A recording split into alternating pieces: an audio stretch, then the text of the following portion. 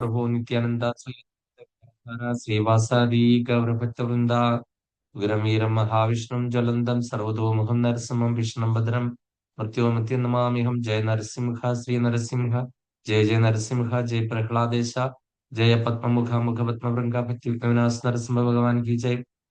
अतप्लान महाराज की जय, गुरुदेव महाराज की जय, श्रील प्रभुपाद की जय, गौर प्रेमानंद जय, हरि हरि बोल। ओम नमो भगवते वासुदेवाय, ओम नमो भगवते वासुदेवाय, ओम नमो भगवते वासुदेवाय। ഹരേ കൃഷ്ണ. സർവം ശ്രീ രാധാകൃഷ്ണ അർപ്പണമസ്തു.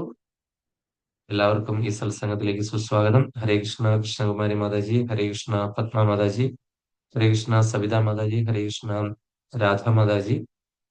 എല്ലാവർക്കും ഹരേ ഒരിക്കൽ കൂടി കൃഷ്ണ. സ്വാഗതം.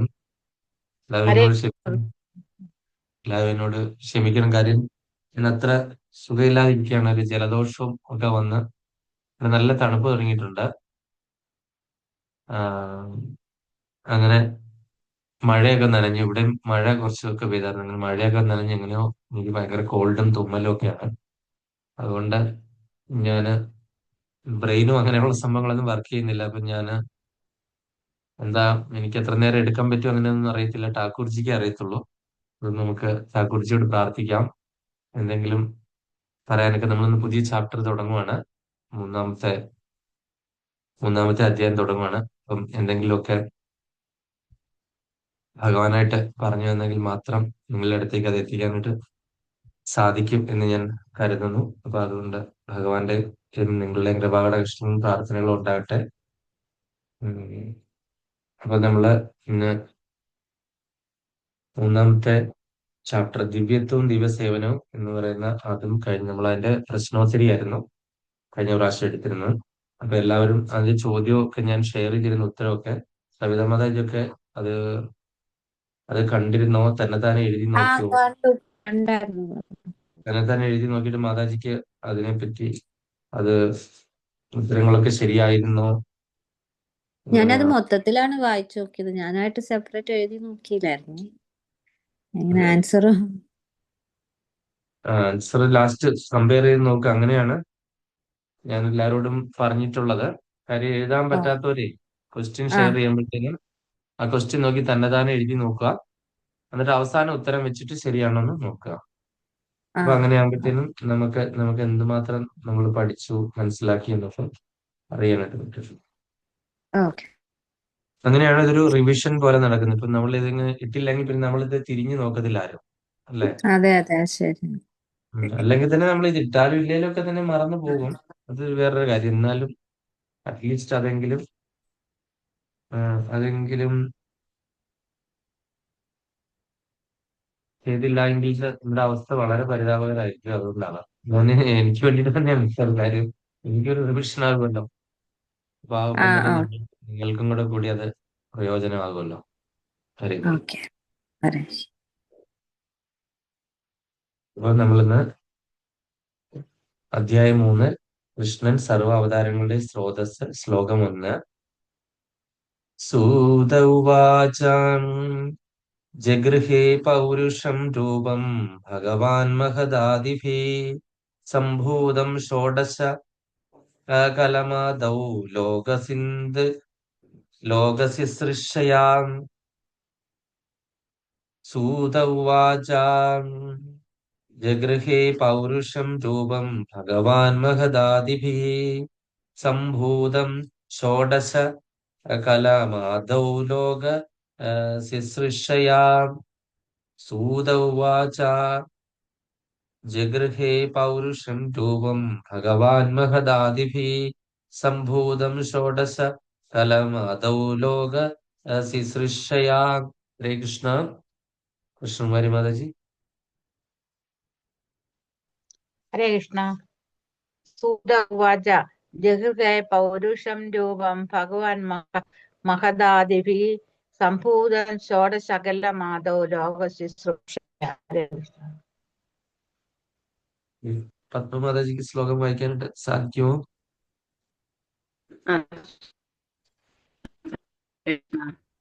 ജഗൃഹേ പൗരുഷം രൂപം ഭഗവാൻ മഹദാദിഭിः സംഭൂതം ഷോഡശകലമാദോ ലോകശുശ്രൂഷയാ. സവിത മാതാജി. हरे कृष्ण। सूत उवाच जगृहे पौरुषं रूपन् भगवन्महदादिभिः सम्भूतं षोडशगतं आदौ लोकस्य सृष्टया सृष्टया हरे कृष्ण राधा माता जी। हरे कृष्ण। जगृहे पौरुषं रूपं भगवान् भगदाभिः सम्भूतं षोडशकलम् आदौ लोकसुसृक्षया। हरे कृष्ण। हरे कृष्ण താങ്ക് യു മാതാജി. അപ്പൊ നമ്മള് എന്റെ പദാനുപത തർജ്ജമ നോക്കാം. കൃഷ്ണകുമാരി മാതാജി. കേൾക്കാം. സൂത ഉവാച, സൂത മഹർഷി അരുളി ചെയ്ത് ജഹൃതെ അംഗീകരിച്ചു. പൗരുഷം പുരുഷ അവതാരത്തിന്റെ പൂർണ്ണ അംശങ്ങളായി രൂപം ഭഗവാൻ പരമദിവോത്തമ പുരുഷൻ മഹത് ആദിപി ഭൗതിക ലോകത്തിലെ കൂടി സംഭൂത അപ്രകാരം അവിടെ സൃഷ്ടി സംഭവിച്ചു. ഷോഡശകല 16 പ്രാഥമിക തത്വങ്ങൾ ആരംഭത്തിൽ ലോക പ്രപഞ്ചങ്ങൾ സൃഷ്ടിക്കാനുള്ള ഇംഗിതത്തിന്റെ അടിസ്ഥാനത്തിൽ. ഹരേ കൃഷ്ണ. ഹരേ കൃഷ്ണ. വിവർത്തനം ഭാവാർത്ഥം ഡിവൈൻ ഗ്രേസ് എസി ഭക്തിവേദാന്ത സ്വാമി ശ്രീല പ്രഭാത് ജയ ശ്രീല പ്രഭാത്. സൂത മഹർഷി അരുളി ചെയ്തു, സൃഷ്ടിയുടെ ആരംഭത്തിൽ ഭഗവാൻ ആദ്യം വിശ്വരൂപമായ പുരുഷാവതാരത്തിൽ സ്വയം വിസ്തരിച്ചു. അനന്തരം ഭൗതിക സൃഷ്ടിക്ക് ആവശ്യമായ സമസ്ത ഘടകപദാർത്ഥങ്ങളെയും ആവിഷ്കരിച്ചു. അപ്രകാരം പ്രാഥമികമായി ഭൗതിക പ്രവൃത്തിയുടെ 16 തത്വങ്ങളെ സൃഷ്ടിച്ചു. ഭൗതിക പ്രപഞ്ച സൃഷ്ടിക്കായാണ് അദ്ദേഹം അപ്രകാരം പ്രവർത്തിച്ചത്. അപ്പം സൂത മഹർഷി ഈ പറയുന്ന ആദ്യത്തെ അധ്യായത്തിൽ ചോദിച്ച ചോദ്യങ്ങൾക്കൊക്കെ ഉത്തരം പറയാനായിട്ട് തുടങ്ങുവാണ്. അപ്പൊ അതിന്റെ ഫലമായിട്ട് ചോദിച്ച ഒരു ചോദ്യമാണ് സൃഷ്ടിയെ പറ്റി. അപ്പൊ ആ സൃഷ്ടിയെ പറ്റി ഇങ്ങനെ പറഞ്ഞു തുടങ്ങുവാണ്. സൂത ഉവാച. അപ്പം നമ്മള് കണ്ടു, സൃഷ്ടി വളരെ ബൃഹത്തായ ടോപ്പിക്കാണ്. നമുക്ക് സാധാരണക്കാരെ നമ്മളെ പറ്റി ചിന്തിക്കാനോ പറയാനോ പ്രഭു, ആ ഊഹിക്കാനോ. 6 ചോദ്യങ്ങളുണ്ടല്ലോ പ്രഭു, അതൊന്ന് ഒന്ന് പറഞ്ഞു തരുമോ പ്രഭു? ഞാൻ ഗ്രൂപ്പിൽ ഷെയർ ചെയ്യാൻ മതി. അത് മതി പ്രഭു, ഗ്രൂപ്പിൽ അത് ഷെയർ മതി. ചെയ്തേക്കാം. 6 ചോദ്യങ്ങൾ ഏതാണ്? ഓക്കെ. അപ്പൊ അങ്ങനെ സൂത മഹർഷി ഈ പറയുന്ന സൃഷ്ടിയുടെ ആരംഭം മുതലുള്ള കാര്യങ്ങൾ ഇങ്ങനെ പറയുവാണ്.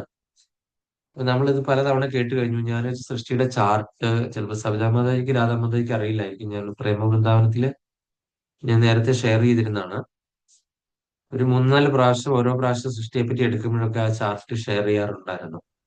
ഇപ്പൊ ഉള്ളത് എന്റെ കയ്യിൽ വാട്സപ്പിൽ നിന്ന് ഡിലീറ്റ് ആയോ ഇല്ലയോ എന്ന് എനിക്ക് അറിയത്തില്ല. ഞാൻ ഒന്നുകൂടെ ഷെയർ ചെയ്യുമ്പോൾ നിങ്ങൾക്ക് അത് മനസ്സിലാകും. അപ്പം സൃഷ്ടിയുടെ ആരംഭത്തിൽ ഭഗവാൻ ആദ്യം വിശ്വരൂപമായ പുരുഷാവതാരത്തിൽ സ്വയം വിസ്തരിച്ചു. അപ്പൊ അതിന് മുൻപേ ഉള്ള കുറച്ച് കാര്യങ്ങൾ സ്കിപ്പ് ചെയ്തിട്ടാണ് ഇവിടെ ഇങ്ങനെ പറയുന്നത്.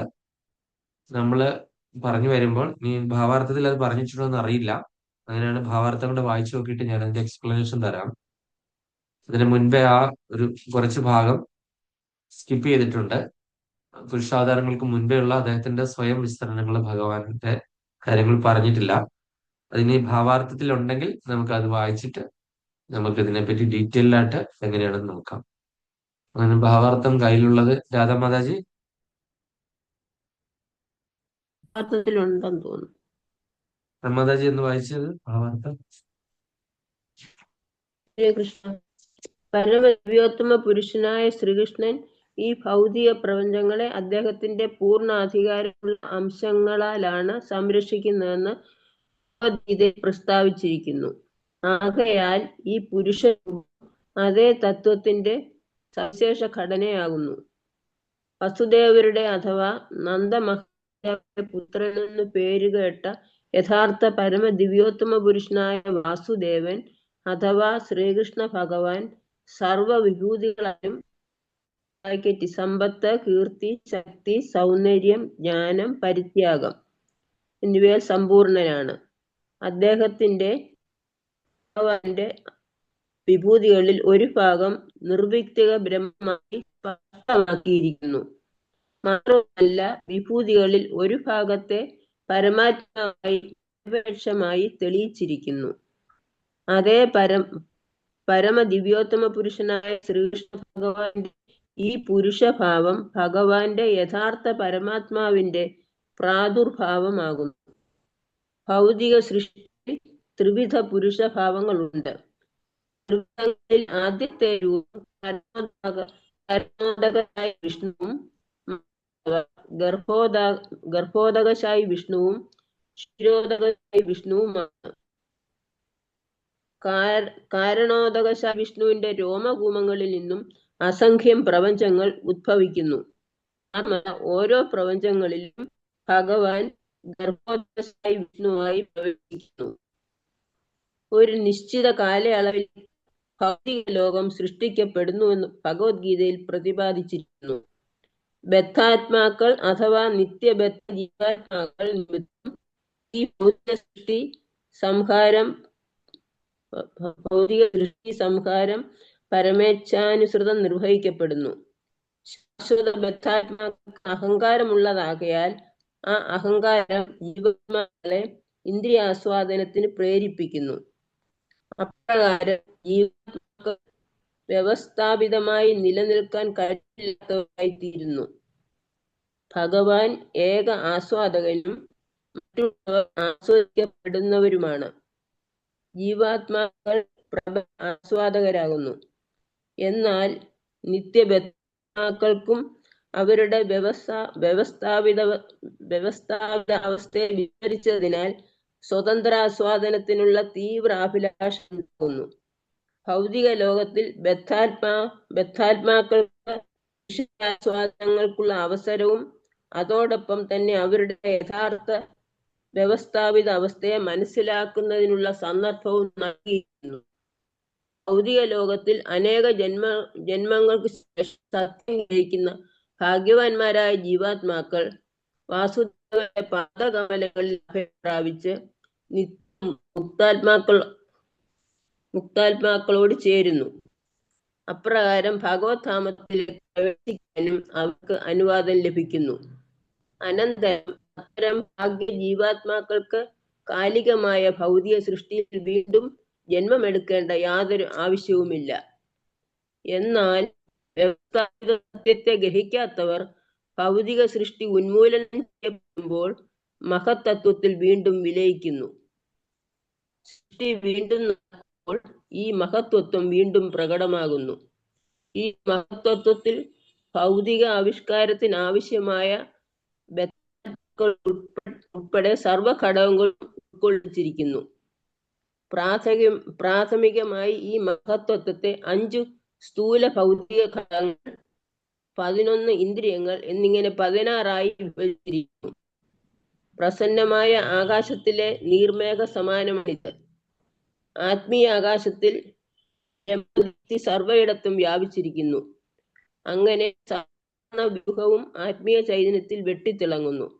അതിവിശാലവും അനന്തവുമായ ആകാശത്തിൽ നിശ്ചിത സ്ഥാനത്ത് മഹത്തത്വത്തെ സമാഹരിച്ചിരിക്കുന്നു. അപ്രകാരം മഹത്തത്വത്താൽ ആവരണം ചെയ്യപ്പെട്ട ആത്മീയ ആകാശഭാഗം ഭൗതിക ആകാശമെന്ന് അറിയപ്പെടുന്നു. ഇത് സമ്പൂർണ്ണ ആകാശത്തിന്റെ അപ്രധാനമായ ഭാഗം മാത്രമാകുന്നു. ഈ മഹത്തത്വത്തിനുള്ളിൽ അസംഖ്യ പ്രപഞ്ചങ്ങൾ സ്ഥിതി ചെയ്യുന്നു. ഈ സർവ പ്രപഞ്ചങ്ങളെയും സമ്പുഷ്ടമായി ആവിഷ്കരിച്ചത് കാരണോദകശായി വിഷ്ണു അറിയപ്പെടുന്ന മഹാവിഷ്ണുവാകുന്നു. മാത്രവുമല്ല, അദ്ദേഹം തന്റെ ക്ഷണവീക്ഷണത്താൽ മാത്രം ഈ സമ്പൂർണ്ണ ഭൗതികാകാശത്തെ പരിപൂരിതമാക്കുന്നു. ഹരേ കൃഷ്ണ. കൃഷ്ണ. ഹരേ കൃഷ്ണ മാതാജി. വളരെ വലിയൊരു ടോപ്പിക്കാണ്. വായിച്ചു കഴിഞ്ഞപ്പം നോക്കിക്കഴിഞ്ഞപ്പോ ഒന്നും നമുക്ക് മനസ്സിലാകുന്നില്ലല്ലേ? മഹത്തത്വം അങ്ങനെയൊക്കെ പറഞ്ഞു. 16 ഉണ്ടെന്ന് അങ്ങനെയൊക്കെ നമ്മള് കണ്ടല്ലേ. ആരുടെയില്ല ഹരിനാമകീർത്തനം ഇരിക്കുന്നേ? എന്റെ കയ്യിൽ ഉണ്ടായിരുന്നു, എനിക്ക് തപ്പിയെടുക്കണ ബുദ്ധിമുട്ടാ. ഹരിനാമകീർത്തനം ഉണ്ട് പ്രഭു. അതിന്റെ അർത്ഥസഹിതം ഉണ്ടോ? അർത്ഥമില്ല, ശ്ലോകം മാത്രം. അർത്ഥസഹിതം ഉണ്ടായിരുന്നേ കുഴപ്പമില്ല. എന്നാലും മാതാജി അയ്യഞ്ചു മഞ്ചുമുടൻ അയ്യാറും എടുത്തത് വായിച്ചോ? വായിച്ചതിൽ അർത്ഥം ഉണ്ടെങ്കിൽ അത് നന്നായിരിക്കും. കാര്യം ഞാൻ ഓർക്കുന്നില്ല പണ്ട് എവിടെയോ വായിച്ചത്. ഉണ്ട് അതിന്റെ അർത്ഥം ഏകദേശം. പറഞ്ഞു തരാനായിട്ട് അത് നോക്കുവാണെങ്കിൽ പറഞ്ഞു തരാൻ പറ്റും, അല്ലെങ്കിൽ എനിക്ക് അത് ബുദ്ധിമുട്ടാകുമായിരിക്കും.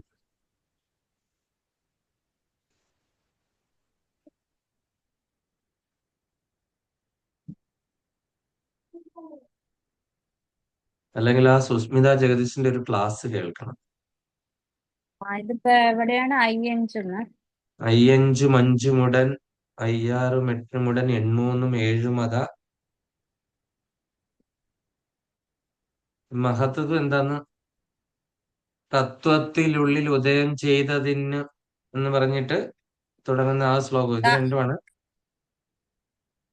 താന്ന് നമുക്ക് വെച്ചിട്ട് എടുക്കേണ്ടത്. തുടങ്ങുന്ന അവിടെ ആയിരിക്കും. അപ്പൊ ആ താ തൊട്ട് തുടങ്ങുന്നു. മറ്റേത് അയ്യഞ്ചു മഞ്ചെന്ന്. അതാണോ പ്രഭു? അതുകൊണ്ട് തത്വാർത്ഥമിത്തമഖിലത്തിനുമുണ്ടുപദ ശബ്ദങ്ങളുള്ളിൽ വിലസിയിടുന്നതിനിടയിൽ മുക്തിക്കു കാരണമിതേ ശബ്ദമെന്നു തവ വാക്യങ്ങൾ തന്നെ ഹരിനാരായണായ. അതില് പൂർണ്ണമായിട്ട് അത് വരുന്നില്ല. ഈ അയ്യഞ്ചു മഞ്ചു അത് എവിടെയാണെന്ന് എന്റെ ഇപ്പൊ കിട്ടി. മാതാജി എടുത്തു തന്നു, ബുക്ക് എടുത്തു തന്നു. പക്ഷെ അർത്ഥമുണ്ട്. ആ പക്ഷെ അത് കണ്ടുപിടിക്കാനായിട്ട് ഇതൊന്നും എടുത്തു തരാം. അയ്യഞ്ചു മഞ്ച്. അപ്പൊ അതുവരെ മാതാജി അത് നോക്കുന്ന സമയം വരെ നമുക്ക് ഇത് നോക്കാം. എന്താ പറയുന്നത്? എവിടെയാണ്? രാധാകൃഷ്ണന്മാരാണല്ലേ ഇവിടെ പറഞ്ഞല്ലോ. വാസുദേവൻ അഥവാ ശ്രീകൃഷ്ണ ഭഗവാൻ. എന്തോ എന്ന് വെച്ചിട്ട് തുടങ്ങുന്ന അവിടെയാണ്. ഐ ഇല്ലേ? അയ്യഞ്ചു മൊഞ്ചുമുടൻ അയ്യഞ്ചു അയ്യാറും എട്ടുമുടൻ അവണ്ണം എട്ടുമുടൻ മൂന്നുമത ചൊവ്വോടൊരഞ്ചുമഭി രണ്ടെന്നു തത്വമതിൽ മേവുന്നു നാദം ജയ നാരായണ. എവിടെ തൊട്ടാ പറയുന്ന? ആ ഇയിലാണോ വരുന്നത്? ആ അതോ ഏന്ന് കഴിഞ്ഞിട്ട് ഐ. ഏന്ന് കഴിഞ്ഞിട്ട് കഴിഞ്ഞിട്ടായി? ഐ. അയ്യഞ്ചു മഞ്ചുമുടൻ അയ്യാറും എട്ടുമുടൻ ഔവണ്ണം എട്ടുമുടൻ എൺമൂന്നും ഏഴുമത ചൊവ്വോട് ഒരഞ്ചും അഭി രണ്ടെന്നു തത്വം അതിൽ മേവുന്ന നാഥ ഹരിനാരായണ നമ. എന്തായാലും മനസ്സിലായോ? ഒന്നും മനസ്സിലായില്ലേ? അയ്യഞ്ച് എത്ര? 25 അല്ലേ? അങ്ങനെ അതെല്ലാം കൂടെ കൂട്ടി കഴിയുമ്പോ ഒരു 1064 അങ്ങോട്ട് ഒരു ഇതാ കിട്ടുന്നത്. അതെല്ലാം കൂടെ കൂട്ടി നോക്കുമ്പോ അല്ലേ? അപ്പം അയ്യഞ്ച് 25, ഉടൻ അഞ്ചും പിന്നെ ഒരു അഞ്ചും, അയ്യാറെന്ന് പറയുന്ന കഴിഞ്ഞാൽ 5ഉം 6ഉം ചേർന്ന് 11. ഉടൻ എട്ടും പിന്നെ ഒരു എട്ടും കൂടെ കൂടി. ഔവണ്ണം എട്ടെന്ന് പറഞ്ഞാൽ അതുപോലെ പിന്നെ ഒരു എട്ടും. ഉടൻ എൺമൂന്ന് പറഞ്ഞു കഴിഞ്ഞാൽ പിന്നെ 24ഉം. എൺമൂന്ന് എന്ന് പറഞ്ഞാൽ 24. അത് 7 എന്ന് പറഞ്ഞു കഴിഞ്ഞാൽ പിന്നെ 7ഉം. ചൊവ്വോടൊരഞ്ചും എന്ന് പറഞ്ഞാൽ വേണ്ട പോലെ പിന്നെ ഒരു 5ഉം കൂടെ കൂടി. രണ്ടൊന്ന് പിന്നെ എന്ന് പറഞ്ഞാൽ 2ഉം 1ഉം 3. അതാണ് രണ്ടൊന്നു പിന്നെ എന്ന് പറയുന്നത്. ഇപ്രകാരം 96 തത്വം, 84 അല്ല, 96 തത്വത്തിൽ മേവുന്ന നിറഞ്ഞു വർത്തിക്കുന്ന നാഥ ഹരിനാരായണ. അങ്ങനെയുള്ള ആ ഹരിനാരായണ മൂർത്തിക്ക് നമസ്കാരം. അതായത് 25ഉം പിന്നെ ഒരു 5ഉം ഒരു 11ഉം പിന്നെ ഒരു 8ഉം അതുപോലെ വീണ്ടും ഒരു 8ഉം പിന്നെ 24ഉം പിന്നെ 7ഉം വേണ്ട പോലെ പിന്നെ ഒരു 5ഉം ഒരു 3ഉം ഇങ്ങനെ 96 തത്വങ്ങളിൽ നിറഞ്ഞു വർത്തിക്കുന്ന നാഥനായ ഹരിനാരായണന് നമസ്കാരം. അപ്പൊ ഈ 5 എന്താണെന്ന് നമ്മൾ പറയാൻ പോവാണ്. ഭൂമി, ജലം, അതുപോലെ തന്നെ അഗ്നി, വായു, ആകാശം, പഞ്ചഭൂതങ്ങൾ. പിന്നെ എന്താണ് മഹാഭൂതങ്ങൾ എന്ന്? പിന്നെന്താണ് പഞ്ചേന്ദ്രിയങ്ങൾ ഏതൊക്കെയാണ്? അതാണ് അടുത്ത 5. ഏതൊക്കെയാണ് പഞ്ചേന്ദ്രിയങ്ങള്? മൂക്ക്, കണ്ണ്, നാക്ക്, ചെവി. അതെ. ചെവി. അപ്പൊ 5 ആയി. പിന്നെ അടുത്തത് ജ്ഞാനേന്ദ്രിയങ്ങൾ 5. ഈ പറയുന്ന പഞ്ചേന്ദ്രിയങ്ങൾ കൊണ്ട് നമ്മൾ അനുഭവിക്കുന്ന കാര്യങ്ങളാണ് ജ്ഞാനേന്ദ്രിയങ്ങൾ. എന്തൊക്കെയാണ്? ഗന്ധം, രസം, രൂപം, സ്പർശം, ശബ്ദം. ഇങ്ങനെയാണ് ഈ പഞ്ചേന്ദ്രിയങ്ങൾ കൊണ്ട് നമ്മൾ അനുഭവിക്കുന്ന ജ്ഞാനങ്ങളിൽ അറിവ്. അപ്പൊ അതാണ് ജ്ഞാനേന്ദ്രിയങ്ങൾ എന്ന് പറയുന്നത്. സ്പർശം, ശബ്ദം. ഇങ്ങനെ ജ്ഞാനേന്ദ്രിയ പിന്നെ വിഷയങ്ങൾ 5. പിന്നെ കർമ്മേന്ദ്രിയം. ഞാൻ അതിലേക്ക് വരുന്നു. പിന്നെ അടുത്തത് കർമ്മേന്ദ്രിയം. കർമ്മേന്ദ്രിയങ്ങളാണ്. അത് ഏതൊക്കെയാണെന്ന് വെച്ച് കഴിഞ്ഞാൽ വാക്ക്, പാണി അല്ലെങ്കിൽ കൈകള്, പാദം, പിന്നെ അടുത്ത് എന്താണ്, വിസർജനേന്ദ്രിയം, ജനനേന്ദ്രിയം. അതാണ് കർമ്മേന്ദ്രിയങ്ങൾ, കർമ്മം ചെയ്യുന്ന കാര്യം. അതായത് ഒന്ന് നമ്മുടെ വാക്ക് എന്ന് പറയുന്നത് നമ്മുടെ നാവാണ്. പിന്നെ കൈകള്, രണ്ട് കൈകള്, രണ്ട് പാദങ്ങള്. പിന്നെ വിസർജനേന്ദ്രിയം, ജനനേന്ദ്രിയം. പിന്നെ അടുത്തത് കർമ്മേന്ദ്രിയങ്ങളുടെ വിഷയങ്ങളാണ് അടുത്ത് പറയാൻ പോകുന്നത്. കർമ്മേന്ദ്രിയങ്ങളുടെ വിഷയങ്ങള്: ഒന്ന് വചനം, ഒന്ന് ആദാനം, ഒന്ന് യാനം, പിന്നെ വിസർജനം, ആനന്ദനം എന്നിങ്ങനെ കർമ്മേന്ദ്രിയ വിഷയങ്ങൾ 5. പിന്നെ പിന്നെ അങ്ങനെ അങ്ങനെ അങ്ങ് പോകുമ്പോൾ ഒരുപാടുണ്ട്. പിന്നെ 5 പ്രാണനുണ്ട്. പഞ്ചപ്രാണൻ: പ്രാണൻ, അപാനൻ, വ്യാനൻ, ഉദാനൻ, സമാനൻ. അങ്ങനെ ആകെ 30. പിന്നെ മഹാഭൂതങ്ങൾ 5, അതായത് ജ്ഞാനേന്ദ്രിയങ്ങൾ 5, ജ്ഞാനേന്ദ്രിയ വിഷയങ്ങൾ 5, കർമ്മേന്ദ്രിയങ്ങൾ 5, കർമ്മേന്ദ്രിയ വിഷയങ്ങൾ 5, പ്രാണന്മാർ 5. ഇപ്രകാരം 5 ഉം 5 ഉം 30. ഇനി അടുത്ത 56 ആണ് പറയാൻ പോകുന്നത്. ഇവിടെ 5 ഉം 6 ഉം 56 എന്ന് വേണം അർത്ഥം ധരിക്കാൻ. നാഗൻ, കൂർമൻ, ദേവദത്തൻ, ധനഞ്ജയൻ, ഋകലൻ എന്നിങ്ങനെ ഉപപ്രാണന്മാർ 5. മൂലാധാരം, സ്വാധിഷ്ഠാനം, മണിപൂരകം, അനാഹതം, വിശുദ്ധി, ആജ്ഞ, ഇപ്രകാരം ആധാരം 6. 5 പ്രാണന്മാരും 6 ആധാരങ്ങളും ചേർന്ന് 11. അതത്ര 56. നിങ്ങൾ ഇത് എഴുതണ്ട, ഞാനിത് പിന്നീട് അത് ഫോട്ടോ എടുത്ത് അയച്ചു തരാം. അപ്പൊ അത് നിങ്ങൾക്ക് ഇപ്പം ഈ ഒരു മണിക്കൂർ ക്ലാസ്സിന് ഇത് മനസ്സിലാക്കാനും ബുദ്ധിമുട്ടാണ്. ഉടൻ എട്ടും. അത് രാഗം, ദ്വേഷം, കാമം, ക്രോധം, മാത്സര്യം, മോഹം, ലോഭം, മതം, ഇങ്ങനെ രാഗങ്ങൾ 8.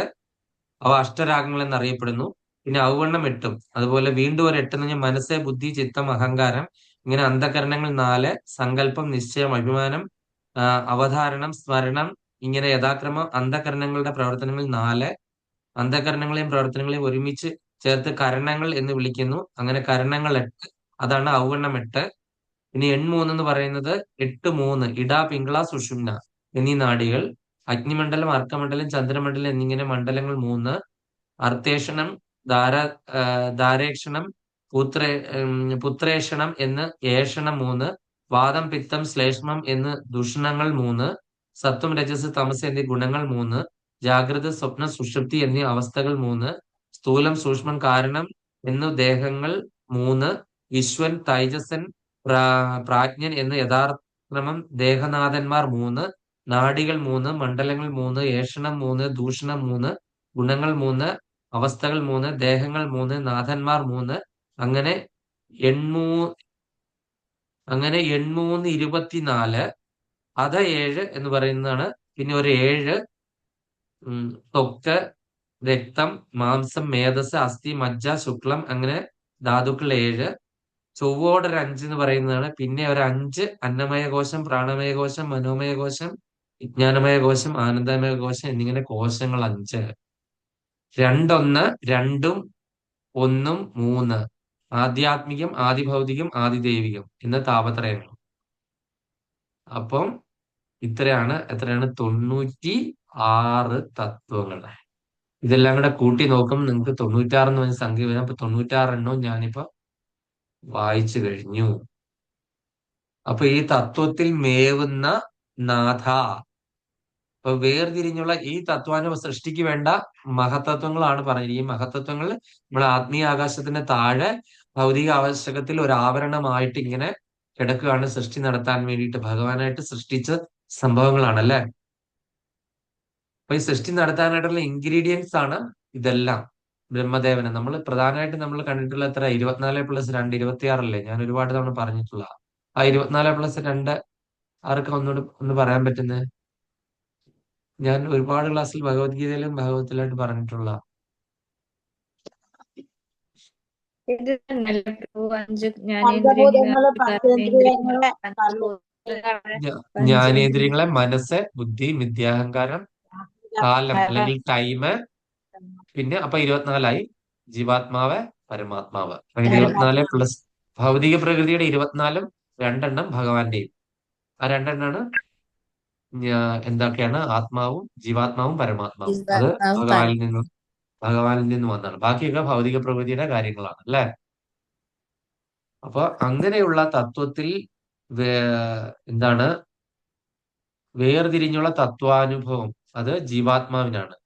അപ്പം ഈ തത്വവിവരണം അപ്പൊ ഈ തത്വസംഖ്യ 96 വിവരിച്ചിട്ടുണ്ടെങ്കിലും ഒരേ കാരണവസ്തു എന്ന് പലതായി കാണുന്ന ഗീതകൾ പറയുന്നു. ഇത് അപ്പൊ ഈ മഹത്തത്വം എന്നുള്ള കാര്യം ഉപനിഷത്തുകളിലും അങ്ങനെയുള്ള മറ്റു പല കൃതികളിലും എഴുതിയിട്ടുണ്ട്. ഇത് ഭയങ്കര വലിയ ടോപ്പിക് ആയത് കാരണം നമുക്ക് മനസ്സിലാക്കാൻ വേണ്ടി ഭയങ്കര ബുദ്ധിമുട്ടാണ്. നമ്മൾ അതിലേക്ക് പോയി കഴിഞ്ഞ് കഴിഞ്ഞാൽ മഹത്വത്തിലേക്ക് പോയി കഴിഞ്ഞു കഴിഞ്ഞാൽ അതിനെ പറ്റി ഡീറ്റെയിൽ സ്റ്റഡി ചെയ്യാനുണ്ട്. അതുപോലെ നമ്മൾ അത്രയ്ക്ക് എന്താ പറയുക ഇന്റലിജന്റ് ആയിട്ടുള്ള ആൾക്കാർക്ക് മാത്രമേ ഈ പറയുന്ന മഹത്തത്വത്തിന്റെ ഇതിനെപ്പറ്റി മനസ്സിലാവുകയുള്ളൂ. കൂടുതൽ ഇന്റലിജൻസ് ഉള്ളവർക്ക് മാത്രം. അപ്പൊ നമ്മള് സൃഷ്ടി വരുന്നത് നമ്മൾ അറിയാമല്ലോ, വാസുദേവനാണ് സർവ്വതും എന്ന് നമ്മൾ കേട്ടല്ലേ. അതുകൊണ്ട് ആ ഭഗവാൻ എന്ന് പറയുന്ന അതിന് 6 ഐശ്വര്യങ്ങളും പൂർണ്ണമായിട്ടുള്ള വ്യക്തിയെ ഭഗവാൻ എന്ന് പറയുന്നു. ഏതൊക്കെയാണ് 6 ഐശ്വര്യങ്ങൾ? സമ്പത്ത്, സൗന്ദര്യം, കീർത്തി, പരിത്യാഗം, ധൈര്യം, ബലം സോറി. സമ്പത്ത്, കീർത്തി, ശക്തി, സൗന്ദര്യം, ജ്ഞാനം, പരിത്യാഗം. അങ്ങനെ ഈ 6 കാര്യങ്ങളും ചെറിയ തോതിലല്ല പൂർണ്ണമായിട്ടുള്ള ആളാണ്. നമുക്കും ഇതൊക്കെ ഉണ്ടാവും കുറേശ്ശൊക്കെ അല്ലേ. പക്ഷെ ഇത് പൂർണ്ണമായിട്ടും ഉള്ള ആളാണ് ഭഗവാൻ. നമ്മൾക്ക് അതിന് ചെറിയ അംശം നമ്മൾ ഭഗവാന്റെ ആയതുകൊണ്ട് ജീവാത്മാക്കൾക്കും കുറേശ്ശൊക്കെ ഇതൊക്കെ കാണും. അപ്പൊ അങ്ങനെ ഈ ഭഗവാനിൽ നിന്ന് രാധാകൃഷ്ണന്മാർ ഗോലോക വൃന്ദാവനത്തിൽ ഏറ്റവും ഉയർന്ന ധാമമാണ് അല്ലെ. ഗോലോകനാഥന് നിജധാമി തലേജസ്യ എന്ന് പറഞ്ഞ് നമ്മള് ബ്രഹ്മസംഹിതയിൽ കണ്ടിട്ടല്ലേ.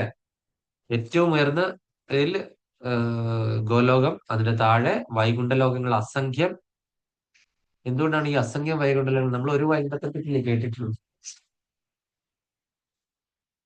അത് കാരണോദശായി വിഷ്ണുവിന്റെ അനേകം പ്രപഞ്ചങ്ങൾ വരുന്നു എന്ന് പറഞ്ഞതാണ്. അതുകൊണ്ടാണ് ഭൗതിക ലോകത്തിന്റെ ഭാഗമായിട്ടുള്ള അസംഖ്യം വൈകുണ്ഠ ലോകങ്ങളുണ്ട്. അതിലേക്ക് നമ്മൾ ഇനി വരാൻ പോകുന്നത്. അപ്പം നമ്മൾ കണ്ടത് ഗോലോക വൃന്ദാവനം, അവിടെ ആത്മീയ പ്രപഞ്ചത്തിൽ ആത്മീയ ആകാശങ്ങള്, അവിടെ ഈ പറയുന്ന നമ്മുടെ അവതാരങ്ങൾക്കൊക്കെ തന്നെ ധാമങ്ങളുണ്ട്. ഈ പറയുന്ന നരസിംഹദേവന് ധാമുണ്ട്, ശ്രീരാമ ഭഗവാന് ധാമുണ്ട്, ചൈതന്യ മഹാപ്രഭുവിനുണ്ട് ചൈതന്യധാമുണ്ട്. ഇങ്ങനെ പല ധാമങ്ങളെല്ലാം ഗോലോക വൃന്ദാവനത്തിന് താഴെയായിരിക്കും. ഗോവിന്ദൻ വസിക്കുന്നത്, കൃഷ്ണൻ ഗോവിന്ദൻ എന്നുള്ള രൂപത്തിലാണ് ഗോലോക വൃന്ദാവനത്തിൽ വിചാരിക്കും. ഗോവിന്ദമാദി പുരുഷം തമഹം ഭജാമി. ആദ്യ പുരുഷനാണ് അദ്ദേഹം. ഗോവിന്ദൻ എന്നുള്ള പേരിൽ ആദ്യ പുരുഷനായിട്ട് അവിടെ വിരാജിക്കുന്നു. ശ്രീകൃഷ്ണ ഭഗവാൻ ഗോവിന്ദ രൂപത്തിലാണ്, ഗോവിന്ദനായിട്ടാണ് ഗോലോക വൃന്ദാവനത്തിൽ സ്ഥിതി ചെയ്യുന്നത്. അദ്ദേഹത്തിന്റെ സ്വന്തം ധാമം. അതിന് താഴെയാണ് ബാക്കിയുള്ള എല്ലാ ധാമവും. അതിന്റെ താഴെ ഹരിധാമം, ഹരിയുടെ താഴെ എന്താണ് മഹേശധാമം, മഹേശധാമത്തിന്റെ താഴെ ദേവീധാമം. ദേവീധാമം എന്ന് പറഞ്ഞ എന്താണ്? ഭൗതിക ലോകമാണ്. അപ്പൊ അങ്ങനെയാണ് നമ്മൾ ഈ ബ്രഹ്മസംഹിതയിൽ പറയുന്നത്. നമുക്ക് ആ ശ്ലോകം എടുത്ത് നോക്കാം. ബ്രഹ്മസംഹിത ഈ വൈഷ്ണവ ഗീതങ്ങളുള്ളവര് ആ ഒരു ഇതെടുത്ത് നോക്കിക്കഴിഞ്ഞാൽ നമുക്കത് മനസ്സിലാകും. അപ്പൊ എങ്ങനെയാണ്?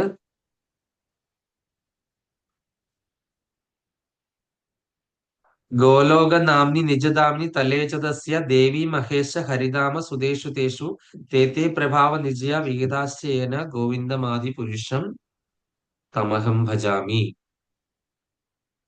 അപ്പം ഇതിന്റെ അർത്ഥം നമുക്ക് നോക്കാം.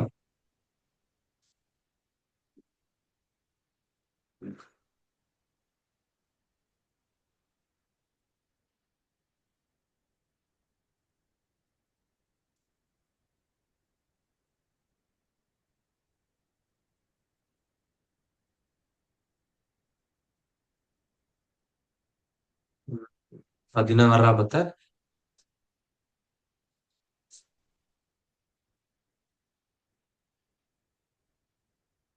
ഏറ്റവും താഴെ ദേവീധാമം അല്ലെങ്കിൽ ലൗകികമായ ദേവിയാണല്ലോ, അതായത് ദുർഗാദേവിയുടെ സ്ഥലമാണല്ലോ, വിരാജിക്കുന്ന സ്ഥലമാണല്ലോ നമ്മുടെ ഭൗതിക ലോകം. എന്തുകൊണ്ടാണ് ദുർഗാദേവിയും അല്ലെങ്കിൽ ഭദ്രകാളിയൊക്കെ നമ്മളുടെ എല്ലാം പരദേവതയൊക്കെ ആയിട്ട് വരാൻ കാര്യം എന്ന് പറഞ്ഞാൽ ഈ ഭൗതിക ലോകം ദുർഗാദേവിയുടെയാണ്. അപ്പൊ അതുകൊണ്ട് ഏറ്റവും താഴെ ദേവീധാമം അല്ലെങ്കിൽ ലൗകികമായ ലോകം അല്ലെങ്കിൽ മായാലോകം, മഹാമായാണ് ഇവിടെ കിടന്ന് കളിക്കുന്നത് അല്ലെ. അതിനു മുകളിൽ മഹേശധാമം, മഹേശന്റെ വാസസ്ഥലം. മഹേശധാമത്തിന് മുകളിൽ ഹരിധാമം, ഹരിയുടെ വാസസ്ഥലം അല്ലെങ്കിൽ വൈകുണ്ഠം. അതിനു മുകളിൽ ശ്രീകൃഷ്ണ ഭഗവാന്റെ സ്വയം രാജ്യമായ ഗോലോകം സ്ഥിതി ചെയ്യുന്നു. ഈ ക്രമപരമായ രാജ്യങ്ങളിലെ ഭരണാധികാരികൾക്ക് അവരുടെ യഥാക്രമം അവകാശം അനുവദിച്ചു കൊടുത്തിട്ടുള്ള പരമപുരുഷനായ ഗോവിന്ദനെ ഞാൻ ആരാധിക്കുന്നു, ഞാൻ പ്രണമിക്കുന്നു എന്നാണ് ഈ പറയുന്ന 4 ലൈനിന്റെ അർത്ഥം. അപ്പൊ അതിനുശേഷമുള്ള അടുത്ത ശ്ലോകം പറയുന്നത് സൃഷ്ടി സ്ഥിതി പ്രളയ സാധന ശക്തി രേഖ ഛായേവ യസ്യ ഭുവനാനി ബിഭർത്തി ദുർഗ ഇച്ഛാനുരൂപമപി യസ്യ ച ചേഷ്ടതേസ ഗോവിന്ദമാദി പുരുഷം തമഹം ഭജാമി എന്ന് പറഞ്ഞാൽ 17-ാമത്തേത് നമുക്ക് നോക്കാം. ഈ ലൗകികമായ ഈ ഭൗതിക ലോകത്തിന്റെ സൃഷ്ടി സ്ഥിതി സംഹാരം പ്രതിനിധിയായ ബാഹ്യമായ ഊർജമായ മായ ദുർഗ എന്ന പേരിൽ എല്ലാവരും ആരാധിക്കപ്പെടുന്നു. ഞാനിപ്പോ പറഞ്ഞ കാര്യം തന്നെ അടുത്ത ശ്ലോകത്തിൽ വ്യക്തമായിട്ട് പറഞ്ഞിട്ടുണ്ട്. ഭൗതിക ലോകത്തിന്റെ സൃഷ്ടി സ്ഥിതി സംഹാരം ഇതിന്റെ എല്ലാം പ്രതിനിധിയായി ഭഗവാന്റെ ബാഹ്യ ഊർജം, ഭഗവാന്റെ ബഹിരംഗ ശക്തിയായിട്ടുള്ള ദുർഗ എന്ന പേരിൽ അറിയപ്പെടുന്ന മായ ആണ് എല്ലാവരാലും ആരാധിക്കപ്പെടുന്നത്. ദുർഗ സ്വയം ആരുടെ മനസ്സുകൊണ്ടാണോ ഇങ്ങനെ ചെയ്യുന്നത് ആ പരമപുരുഷനായ ഗോവിന്ദനെ ഞാൻ ആരാധിക്കുന്നു. ഇത് ആരോട് പറഞ്ഞത്? ബ്രഹ്മദേവൻ.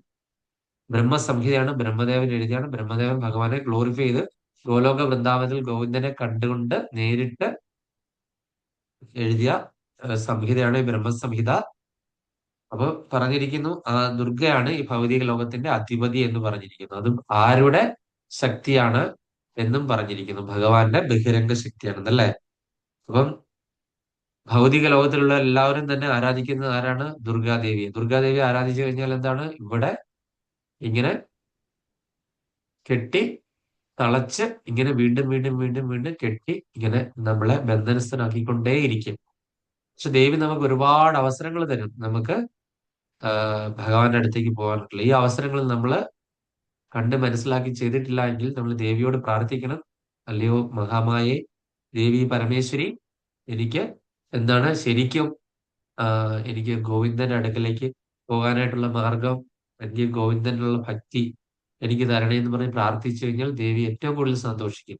അല്ലാത്തവരെ ദേവിയിട്ട് എന്താണ് നല്ല പരീക്ഷണങ്ങൾ കൊടുത്ത് ദേവി അവിടെ ഈ ചട്ടിയിലിട്ട് വറുത്ത് കോരിയെടുക്കും.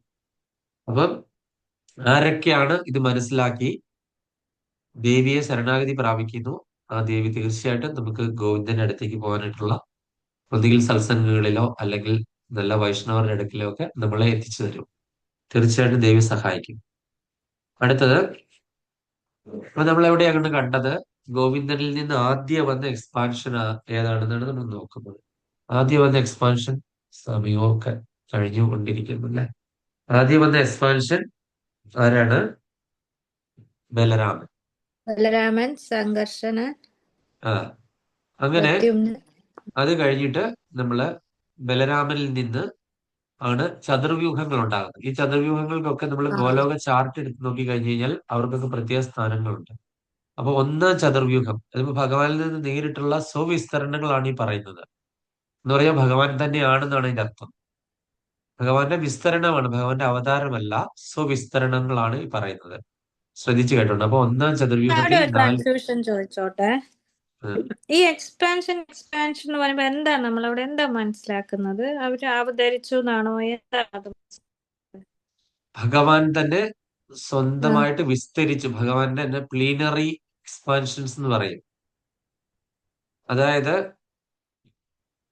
എന്താണ് പറയുന്നത്?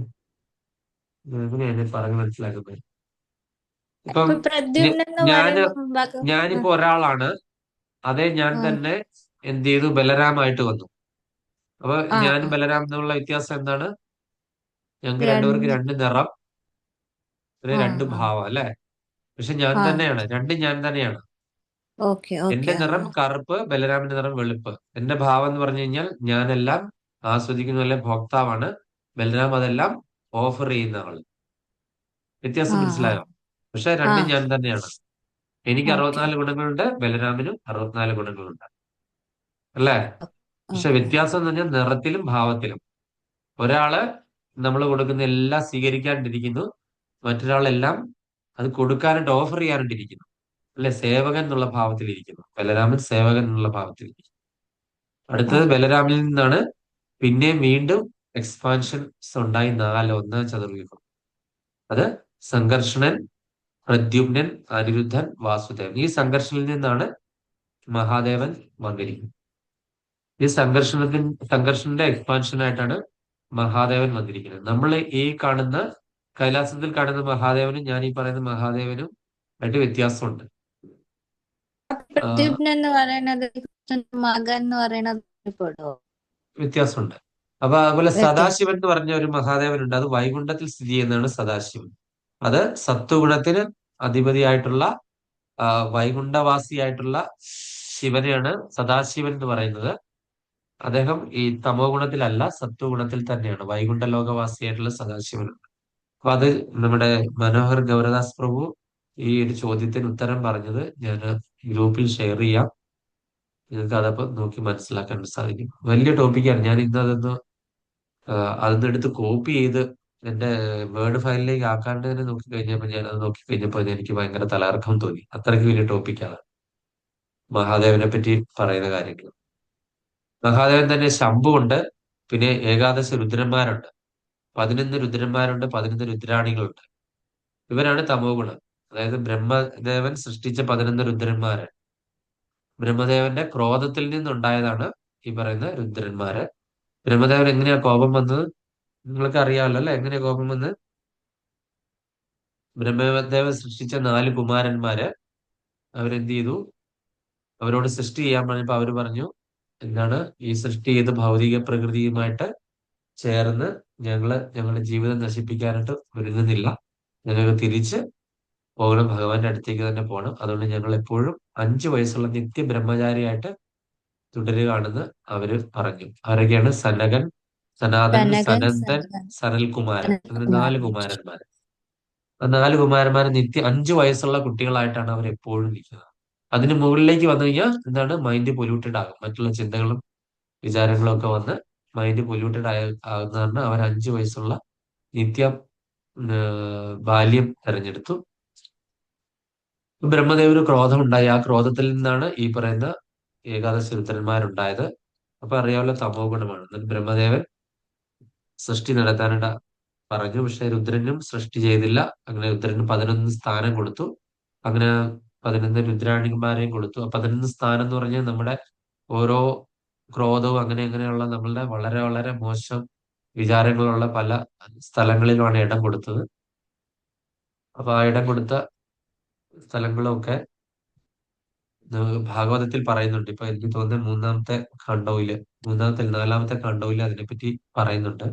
നമ്മൾ പോകെ അതെല്ലാം പഠിക്കും. അതുകൊണ്ട് ഇപ്പോഴേ അതെല്ലാം അറിഞ്ഞ് മഹത്വം തന്നെ കേട്ട് കിളി പോയിരിക്കുകയാണ്. ഇനിയിപ്പം ബാക്കിയൊക്കെ രുദ്രന്റെ എക്സ്പാൻഷൻ ഒക്കെ പോയി കഴിഞ്ഞാൽ അങ്ങനെയാണ്. രുദ്രന്റെ സങ്കല്പവും ശംഭു എന്ന് പറയുന്നതും മഹേശൻ അല്ലെങ്കിൽ മഹാദേവനും സദാശിവനും എല്ലാം വ്യത്യസ്തങ്ങളാണ്. അതിനെല്ലാം നമ്മളിപ്പോ ഒരുമിച്ച് ശിവനും മഹാദേവനും ഇങ്ങനെയൊക്കെ പറഞ്ഞു കഴിഞ്ഞാല് ഇതിനെല്ലാത്തിനും വ്യത്യാസമുണ്ട്. രുദ്രനും എല്ലാം വ്യത്യാസങ്ങളുണ്ട്.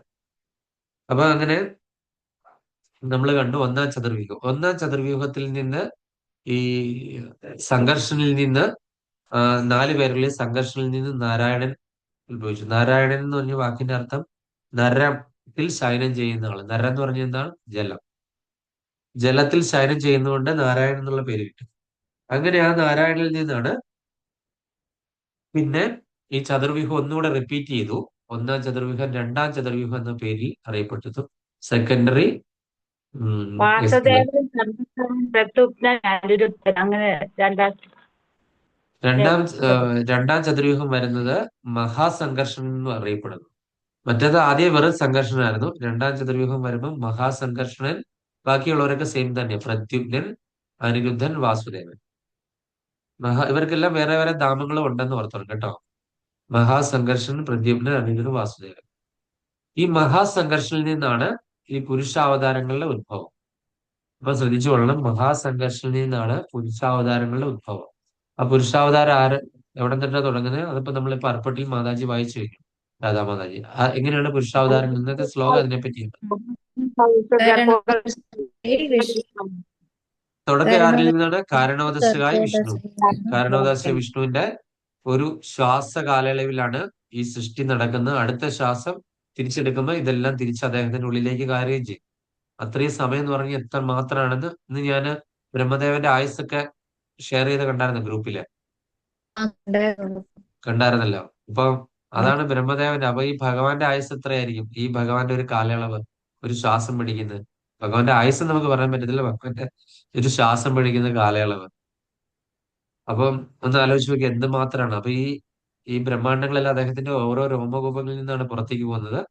അപ്പൊ ആ വിഷ്ണുവാണ് കാരണോദശകായ വിഷ്ണു. കാരണ സമുദ്രത്തിൽ ശയിക്കുന്ന ഈ എല്ലാ സൃഷ്ടിക്കും കാരണമായിട്ടുള്ള, ഭൗതിക പ്രപഞ്ചങ്ങളുടെ എല്ലാ സൃഷ്ടിക്ക് കാരണമായിട്ടുള്ള ആ വിഷ്ണുവാണ് കാരണോദശകായ വിഷ്ണു. അപ്പൊ ഈ പ്രപഞ്ചങ്ങളെല്ലാം സൃഷ്ടിച്ചു. ഈ ബ്രഹ്മാണ്ടങ്ങൾ അണ്ടത്തിന്റെ ആകൃതിയിലാണ് ഇരിക്കുന്നത്. പൂർണ്ണമായിട്ട് ഗ്ലോബ് പോലെ അല്ല ഇരിക്കുന്നത്, മുട്ടയുടെ ആകൃതിയിലാണ് ഇരിക്കുന്നത്. അതുകൊണ്ടാണ് ബ്രഹ്മാണ്ടം എന്ന് പറഞ്ഞത്. അപ്പൊ ഈ ബ്രഹ്മാണ്ടത്തിലെല്ലാം തന്നെ വേറൊരു വിഷ്ണു വന്ന് പ്രവേശിക്കും. ഓരോ ബ്രഹ്മാണ്ടങ്ങളിലും ഓരോ വിഷ്ണു വന്ന് പ്രവേശിക്കും. അതുകൊണ്ടാണ് അസംഖ്യം വൈകുണ്ഠ ലോകങ്ങളിൽ നമ്മൾ പറയും. ഈ വിഷ്ണുവിന്റെ പേരാണ് ഗർഭോദശകായ വിഷ്ണു. പ്രഭു, ആ അപ്പൊ ഈ ബ്രഹ്മാണ്ടത്തിലെല്ലാം ജീവജാലങ്ങൾ ഉണ്ടാകും. ഇവിടെ ഉള്ളതുപോലെ തന്നെയുള്ള ജീവജാലങ്ങൾ. അതിലേക്ക് ഞാൻ പറഞ്ഞു വരുന്നത് മന്ദജി. അപ്പം ആ ബ്രഹ്മാണ്ടങ്ങളിൽ ഓരോന്നിലും ഈ വിഷ്ണു ചെന്നങ്ങ് പ്രവേശിക്കുന്നു. അപ്പം ഈ വിഷ്ണു ആ ബ്രഹ്മാണ്ടങ്ങളിലൊക്കെ ശയിക്കുന്ന ജലത്തിന്റെ പേരാണ് ഗർഭോദശകായി ഓഷ്യൻ, ഗർഭസമുദ്രം എന്ന് പറയുന്നു. ഇതേ ഗർഭസമുദ്രത്തിലേക്കാണ് ഭൂമിദേവിയെ ആര് താഴ്ത്തിയത്? ഭൂമിദേവിയെ ഹിരണ്യാക്ഷൻ താഴ്ത്തിയതും. വരാഹമൂർത്തി ഈ ഗർഭസമുദ്രത്തിൽ താഴ്ന്നാണ് കയറ്റ വെച്ചിട്ട് കുത്തിയിട്ടാണ് ആരെ? ഭൂമിദേവിയെ ഉയർത്തിയത്. നമ്മൾ കേട്ടിട്ടുണ്ടല്ലേ, ഗർഭസമുദ്രത്തിൽ, ഗർഭോദശക ഓഷ്യനിലാണ് ഭൂമിദേവിയെ താഴ്ത്തിയത് ആര്? ഹിരണ്യാക്ഷൻ. അപ്പൊ അങ്ങനെ ഈ ഗർഭോദശകായ വിഷ്ണു ഓരോ ബ്രഹ്മാണ്ടങ്ങളിലും പ്രവേശിക്കുന്നു. ഈ ഓരോ ബ്രഹ്മാണ്ടങ്ങളിലും ഓരോ ബ്രഹ്മാണ്ടങ്ങൾക്കും വ്യത്യാസങ്ങളുണ്ടല്ലേ. എത്ര ബ്രഹ്മാണ്ടങ്ങൾ ഉണ്ടെന്ന് എണ്ണി തീർക്കാൻ നമുക്ക് പറ്റില്ല. അപ്പൊ അതിലൊക്കെ ബ്രഹ്മദേവന്മാരും ഉണ്ടാകുന്നുണ്ട്. ബ്രഹ്മദേവന് 1000 തലയുള്ള ബ്രഹ്മദേവന്മാര് വരെയുള്ള ബ്രഹ്മാണ്ടങ്ങളുണ്ട് എന്ന് നമ്മൾ മനസ്സിലാക്കണം. നമ്മുടെ ബ്രഹ്മാണ്ടത്തിലുള്ള ബ്രഹ്മദേവന് 4 തലയാണുള്ളത്. ചതുർമുഖ ബ്രഹ്മാവാണ് നമ്മളിപ്പം ജീവിക്കുന്ന ബ്രഹ്മാണ്ടത്തിൽ. അപ്പം ഈ ബ്രഹ്മാണ്ടത്തില് ഗർഭോദശകായ വിഷ്ണു അങ്ങ് കയറി കഴിഞ്ഞ് അദ്ദേഹത്തിന്റെ പൊക്കിൾ കുടിയില് എന്താണ്, ഒരു താമര വന്നു. ആ താമര വിരിഞ്ഞു. താമരയുടെ ഉള്ളില് ആദ്യത്തെ ജീവാത്മാവായ ബ്രഹ്മദേവൻ ഭുജാതനായി. അദ്ദേഹം 4 ചുറ്റും നോക്കി. അങ്ങനെ 4 തല വന്നെന്നും പറയുന്നുണ്ട്. 4 ചുറ്റും നോക്കി, ഒന്നും കാണുന്നില്ല, മുഴുവനും എന്താണ്, സമുദ്രം മാത്രമേ കാണുന്നുള്ളൂ. അപ്പൊ അദ്ദേഹം ഈ താമരത്തണ്ട് വഴി താഴേക്ക് ഉള്ളയിട്ട് നോക്കി. അതിന്റെ എൻഡ് കണ്ടെത്താൻ പറ്റിയില്ല. മുകളിലേക്ക് പോയി നോക്കി, ഒന്നും എൻഡ് കണ്ടെത്താൻ പറ്റുന്നില്ല. അദ്ദേഹം എന്താണ് ചെയ്യേണ്ടതെന്ന് അറിയാതെ ഇങ്ങനെ നിന്ന് കഴിഞ്ഞപ്പോൾ അദ്ദേഹത്തിന് ആദിയിൽ വചനമുണ്ടായി. ആദ്യമായിട്ടുണ്ടായ ശബ്ദം തപ തപ തപ എന്ന്. തപ. അപ്പൊ ആദ്യമായിട്ടുണ്ടായ ഭൗതിക ലോകത്തിലെ ശബ്ദം എന്ന് പറഞ്ഞാൽ തപ എന്നാണ്. അപ്പൊ അദ്ദേഹം എന്ത് ചെയ്തു? തപസ് ചെയ്തു. അങ്ങനെ 1000 വർഷം ബ്രഹ്മദേവന്റെ 1000 വർഷം തപസ് ചെയ്തപ്പോഴാണ് ഭഗവാൻ പ്രത്യക്ഷപ്പെട്ടിട്ട് ഈ പറയുന്ന ഗായത്രി അദ്ദേഹത്തിന് ഉപദേശിച്ചു കൊടുത്തത്. ഭഗവാന്റെ ഓടക്കുഴിയിൽ കൂടെയാണ് ഗായത്രി ഉപദേശിച്ചു കൊടുത്തതെന്നും പറയുന്നുണ്ട്. ഈ ഗായത്രിയില് കൂടിയാണ് അദ്ദേഹത്തിന് ഈ സൃഷ്ടി നടത്താനായിട്ടുള്ള കഴിവും, ഈ വേദങ്ങൾ മുഴുവൻ ഈ ഗായത്രിയിൽ നിന്ന് കിട്ടിയ വിവരം കൊണ്ടാണ് അദ്ദേഹം ഈ വേദങ്ങളെ സൃഷ്ടിച്ചത്. ഈ വേദങ്ങള് ബ്രഹ്മദേവന്റെ ഹൃദയത്തിൽ നിന്ന് ആണ് മാനസപുത്രനായിട്ടുള്ള നാരദമുനിക്ക് പറഞ്ഞു കൊടുക്കുന്നത്. ഈ നാരദമുനി അത് അദ്ദേഹത്തിന്റെ ശിഷ്യനായ വ്യാസദേവന് പറഞ്ഞപ്പോൾ കൊടുത്തപ്പോൾ അദ്ദേഹം അതിനെ 4ആയിട്ട് ഡിവൈഡ് ചെയ്തു. കാര്യം അതിന്റെ ഗുണങ്ങളുടെയും ഇതിന്റെയൊക്കെ അടിസ്ഥാനത്തിൽ 4 വിഭാഗങ്ങളായിട്ട് തിരിക്കും. അങ്ങനെയാണ് ഋഗ്, യജു, സാമ, അഥർവ ഒക്കെ വരുന്നത്. എന്നിട്ട് ഈ ബ്രഹ്മദേവന് ഈ തപസ് ചെയ്ത് ജ്ഞാനം കിട്ടി കഴിഞ്ഞു കഴിഞ്ഞപ്പോൾ പിന്നെ സൃഷ്ടി നടത്താനായിട്ട് ഭഗവാൻ ഇൻസ്ട്രക്ഷൻ കൊടുക്കുകയാണ്. അപ്പൊ സൃഷ്ടി നടത്താണ്ട് ബ്രഹ്മദേവൻ പറഞ്ഞു, ഞാൻ എങ്ങനെ സൃഷ്ടി നടത്തും? എനിക്കറിയില്ല സൃഷ്ടി എങ്ങനെ നടത്തുന്നതെന്ന്. അപ്പൊ ഭഗവാൻ എന്ത് ചെയ്തു? അതിന്റെ ഇനിയുള്ള ശ്ലോകങ്ങളിലെല്ലാം അങ്ങോട്ട് പോകുന്നത്. നമ്മളിപ്പോ അത്രയും പറഞ്ഞ് തീർക്കേണ്ട ആവശ്യമില്ല. ഭഗവാൻ അപ്പത്തിന് ഇൻഗ്രീഡിയൻസ്, ഈ മഹത്തത്വങ്ങളെയും അതുപോലെ തന്നെ ഈ പറയുന്ന ഭഗവാന്റെ തന്നെ അംശങ്ങളായ ജീവാത്മാവിനെയും പരമാത്മാവിനെയും കൊടുത്ത് സൃഷ്ടി നടത്തണം. അങ്ങനെ പ്രജാപതിമാരെ സൃഷ്ടിച്ചു, മനുഷ്യരെ സൃഷ്ടിച്ചു. അങ്ങനെ അവരുടെ എന്ന് പരമ്പര അങ്ങനെ നീണ്ടുപോയി. അപ്പൊ ബ്രഹ്മദേവൽ നിന്ന് വീണ്ടും തുടർന്നു പോകുന്ന സൃഷ്ടിക്ക് പറയുന്ന പേരാണ് വിസർഗ സൃഷ്ടി. ബ്രഹ്മദേവൻ വരെയുള്ള സൃഷ്ടിക്ക് സർഗ സൃഷ്ടി എന്ന് പറയുന്നു, ഭഗവാനായിട്ട് ഡയറക്റ്റ്ലി ചെയ്ത സൃഷ്ടിക്ക്. ബ്രഹ്മദേവന് ശേഷമുള്ള സൃഷ്ടിക്ക് പറയുന്നത് എന്താണ്? വിസർഗ സൃഷ്ടി.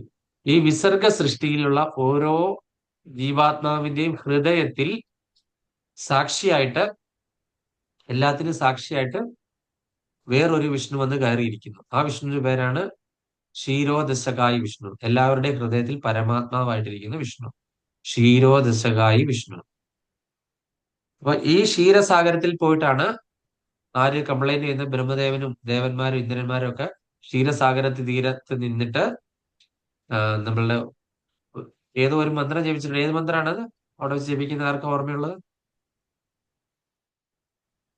ദേവന്മാരും ഇവരൊക്കെ ഭൂമിദേവിയൊക്കെ പോയി ഈ അസുരന്മാരുടെ ശല്യം സഹിക്കാൻ വയ്യാന്നൊക്കെ പറഞ്ഞ് ക്ഷീരോദശകായി ക്ഷീരസാഗരം അല്ലെങ്കിൽ പാലാഴി, പാൽക്കടൽ, അവിടെ പോയി അനന്തശായിട്ടുള്ള ആ ഭഗവാന്റെ അടുക്കൽ പോയി ഇങ്ങനെ പരാതി പറയുന്നുണ്ട്. ഏതാണ് മാതാജി? പുരുഷ സൂക്തം. പുരുഷ ചൊല്ലിട്ടാണ് ഈ ദേവന്. അതേ വിഷ്ണു തന്നെയാണ് നമ്മുടെ എല്ലാം ഹൃദയത്തിൽ പരമാത്മാവായിട്ട് എല്ലാത്തിനും സാക്ഷിയായിട്ട് നിരീക്ഷകനായിട്ടിരിക്കുന്ന വിഷ്ണു. മനസ്സിലായല്ലോ? ഇത്രയും കാര്യങ്ങൾ മനസ്സിലാക്കുക. ഇനി അടുത്തത് നമ്മൾ ഈ പറഞ്ഞ ഇതിന്റെ ശ്ലോകം ഞാൻ ബ്രഹ്മസംഹിതയിൽ നിന്ന് വായിച്ചാൽ, നിങ്ങൾ ബ്രഹ്മസംഹിത പരമാവധി എല്ലാവരും ഒക്കെ വൈഷ്ണവ ഗീതങ്ങൾക്കകത്തുണ്ട്, അത് വായിച്ച് മനസ്സിലാക്കുക. ഭയങ്കര ഏകാദശിയൊക്കെ ഉണ്ടെങ്കിൽ ഏകാദശിയൊക്കെ സ്ഥിരമായിട്ട് വായിക്കാനായിട്ട് ശ്രമിക്കാം.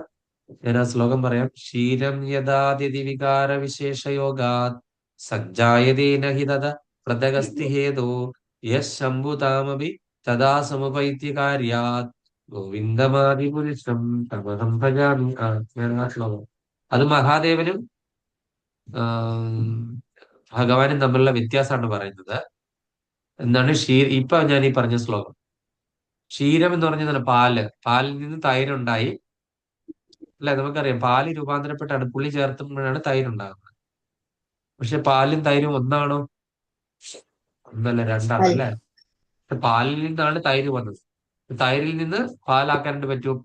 തൈരിനെ പാലാക്കാൻ പറ്റുമോ? ഇല്ല.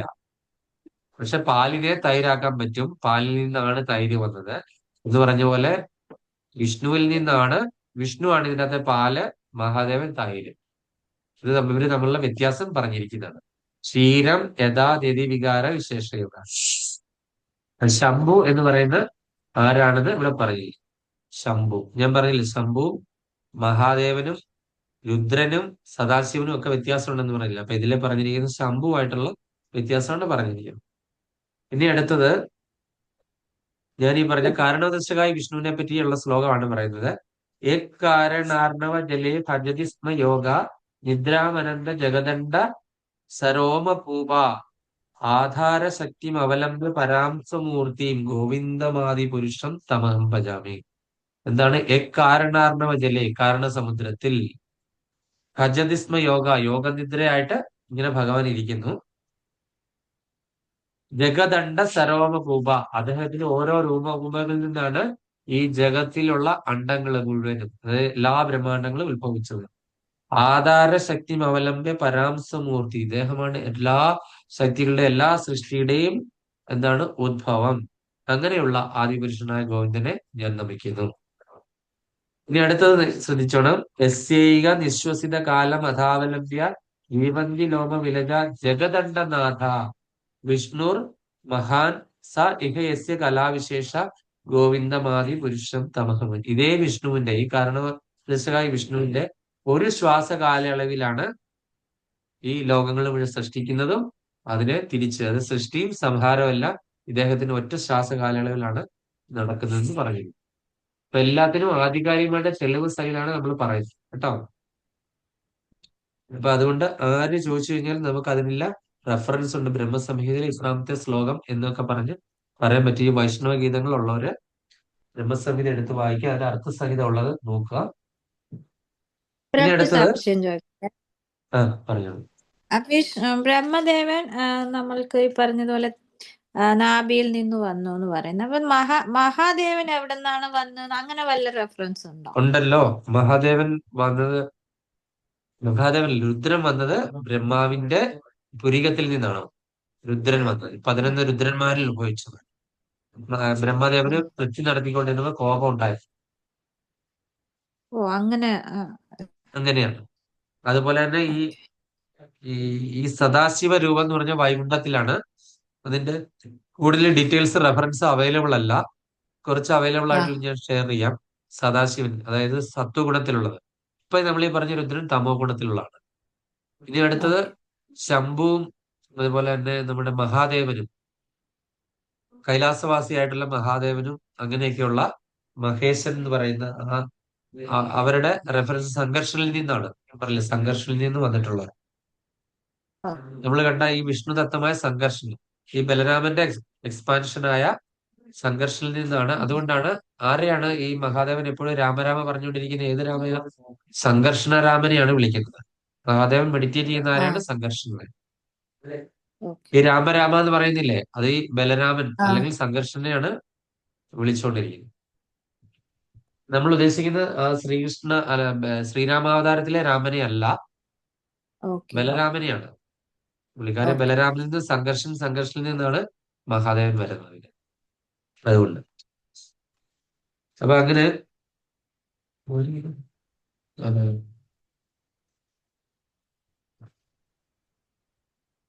അങ്ങനെ നമ്മൾ കണ്ടല്ലോ. അപ്പം ഈ ശ്ലോകത്തിൽ ഇനി നമ്മളിപ്പോ എല്ലാ കാര്യങ്ങളും ടച്ച് ചെയ്ത് പോയി എന്ന് വിചാരിക്കുന്നു. അപ്പൊ മഹത്തത്വത്തിന്റെ കാര്യമാണ് നമ്മൾ നേരായിട്ട് പറഞ്ഞത്. എത്രയാണ്?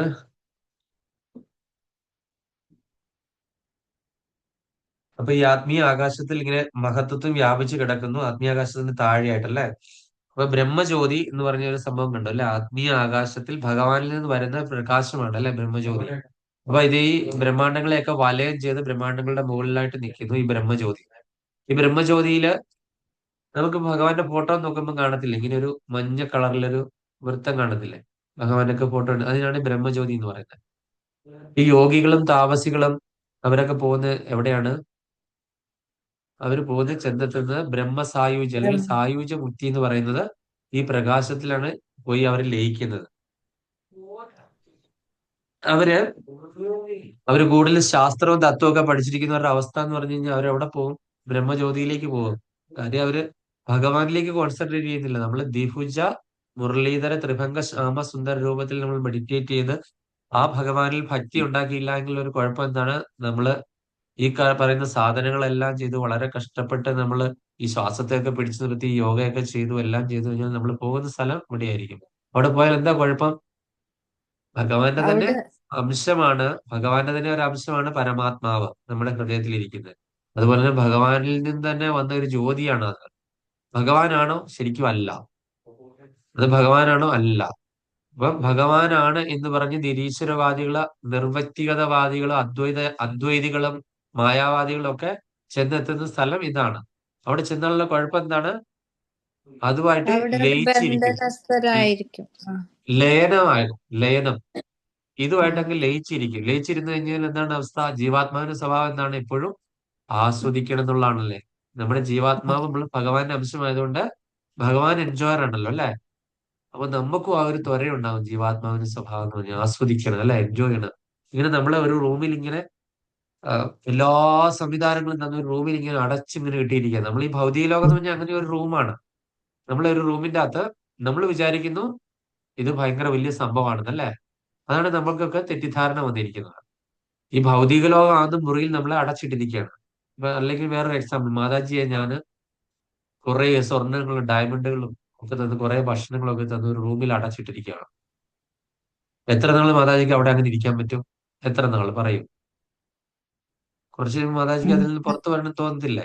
ഉറപ്പായിട്ടും തോന്നിക്കും. ആ പറയുന്ന സംവിധാനങ്ങളൊക്കെ തീരുന്ന സംഭവങ്ങളാണ് തന്നിരിക്കുന്നത്. ഒരു സമയത്ത് അത് തീരും. അത് കഴിയുമ്പോൾ എനിക്ക് ഇവിടെ നിന്ന് പുറത്തു വരണം എന്ന് പറഞ്ഞ പോലെ ബ്രഹ്മജ്യോതിയിൽ അകപ്പെട്ടിരിക്കുന്ന ഒരു അവസ്ഥ കുറച്ച് കഴിയുമ്പോൾ അവര് സ്വന്തമേ ഇവിടുന്ന് രക്ഷപ്പെടണമെന്ന് തോന്നുന്ന സമയത്ത് നിന്ന നിപ്പിൽ അവരെ ഭൗതിക ലോകത്തേക്ക് താഴ്ത്തപ്പെടും, നമ്മുടെ ഈ ബ്രഹ്മാണ്ടത്തിലേക്ക്. ഈ ബ്രഹ്മാണ്ടത്തിൽ വന്നാലേ അവർക്ക് കർമ്മം ചെയ്യാൻ പറ്റുള്ളൂ. അവിടെ വെച്ച് അവർക്ക് ഒരു പ്രവൃത്തിയും ചെയ്യാനായിട്ടില്ല, ഒന്നും ചെയ്യാനായിട്ടില്ല. ലയനം മാത്രമേ ഉള്ളൂ, ആസ്വാദനം ഇല്ല. ഒരു പ്രവൃത്തിയും ചെയ്യേണ്ട വരുന്നില്ല. അങ്ങനെ എത്ര കാലം നമുക്ക് ജീവിക്കാൻ പറ്റും ശ്വാസം മുട്ടി തിങ്ങി? അപ്പൊ അതുകൊണ്ട് നമ്മുടെ പ്രവർത്തന മണ്ഡലം ഇവിടെ വെച്ചിട്ട് മാത്രം ഈ മനുഷ്യ ജന്മം ഭഗവാൻ തന്നിരിക്കുന്നത് എന്താണ്? നമ്മള് ഭഗവാന്റെ അടുത്തേക്ക് തിരിച്ചെത്താനായിട്ട് ഭഗവാനായിട്ട് നമുക്കൊരു പിടിവള്ളി തന്നിരിക്കുകയാണ്. അപ്പൊ അത് നമ്മള് മനസ്സിലാക്കാതെ നമ്മൾ ഈ ഭൗതികമായിട്ടുള്ള കാര്യങ്ങളില് ഇങ്ങനെ കൂടുതൽ ഇൻവോൾവ് ആയി അതിലിങ്ങനെ കെട്ടുപിണഞ്ഞ് നമ്മള് ഇങ്ങനെ ആദിദുരിതം, ആദിദൈവിക ആധ്യാത്മികമായ ക്ലേശങ്ങളും ജന്മമൃത്യു ജരാവ്യാധി ദുഃഖദോഷാനുദർശനങ്ങളിലും പെട്ട് ഈ ജനനം, മരണം, വാർദ്ധക്യം, അസുഖങ്ങള്, പീഡകള് ഇതിങ്ങനെ തുടർന്നുകൊണ്ടിരിക്കുകയാണ്. ജനിച്ചവര് വീണ്ടും മരിക്കും, മരിച്ചവര് വീണ്ടും ജനിക്കും. ഈ പ്രക്രിയ തുടർന്നുകൊണ്ടേയിരിക്കുകയാണ്. ഇതാണ് സംഭവിക്കുന്നത്. ഇവിടുത്തെ രണ്ടാമത്തെ ശ്ലോകം സമയം ഉണ്ടാവൂ? പെട്ടെന്ന് എടുക്കാം. യസ്യം ഹസ്തി ശയാനസ്യ യോഗനിദ്രാം വിതന്വതഃ നാഭി ഹൃദാംബുജദാസി ബ്രഹ്മാ വിശ്വ സൃജാംപതിം. യസ്യാം ഹസി ശയാനസ്യ യോഗനിദ്രാം വിതന്വതഃ നാഭി ഹൃദാംബുജദാസി ബ്രഹ്മാ വിശ്വ സൃജാംപതിം. യസ്യം ഹസി ശയാനസ്യ യോഗനിദ്രാം വിതന്വതഃ നാഭി ഹൃദാംബുജ ദാസീം ബ്രഹ്മ വിശ്വ സൃജാംപതിം. ഹരേ കൃഷ്ണ. കൃഷ്ണമാരി മാതാജി. ഹരേ കൃഷ്ണ. യസ്യം ഭസ്തി ശയാനസ്യ യോഗനിദ്രാം വിതന്വതഃ നാഭി ഹൃദാംബുജദാസി ബ്രഹ്മാ വിശ്വ സൃജാംപതി. ഹരേ കൃഷ്ണ. ഹരേ കൃഷ്ണ. അതിന്റെ പദാനുപദ തർജ്ജമ രാധാമാതാജി.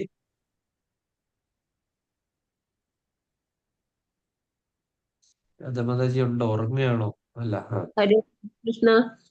യസ്യ ആരുടെ അംഭസി ജലത്തിൽ ശയാനസ്യ ശയിച്ചുകൊണ്ട് യോഗനിദ്രയിലായിക്കൊണ്ട് വിതന്വതഃ ഭരിക്കുന്നു നാഭി ഹൃദ സരസിനു ബാഹ്യമായി തടാകത്തിന് വെളിയായി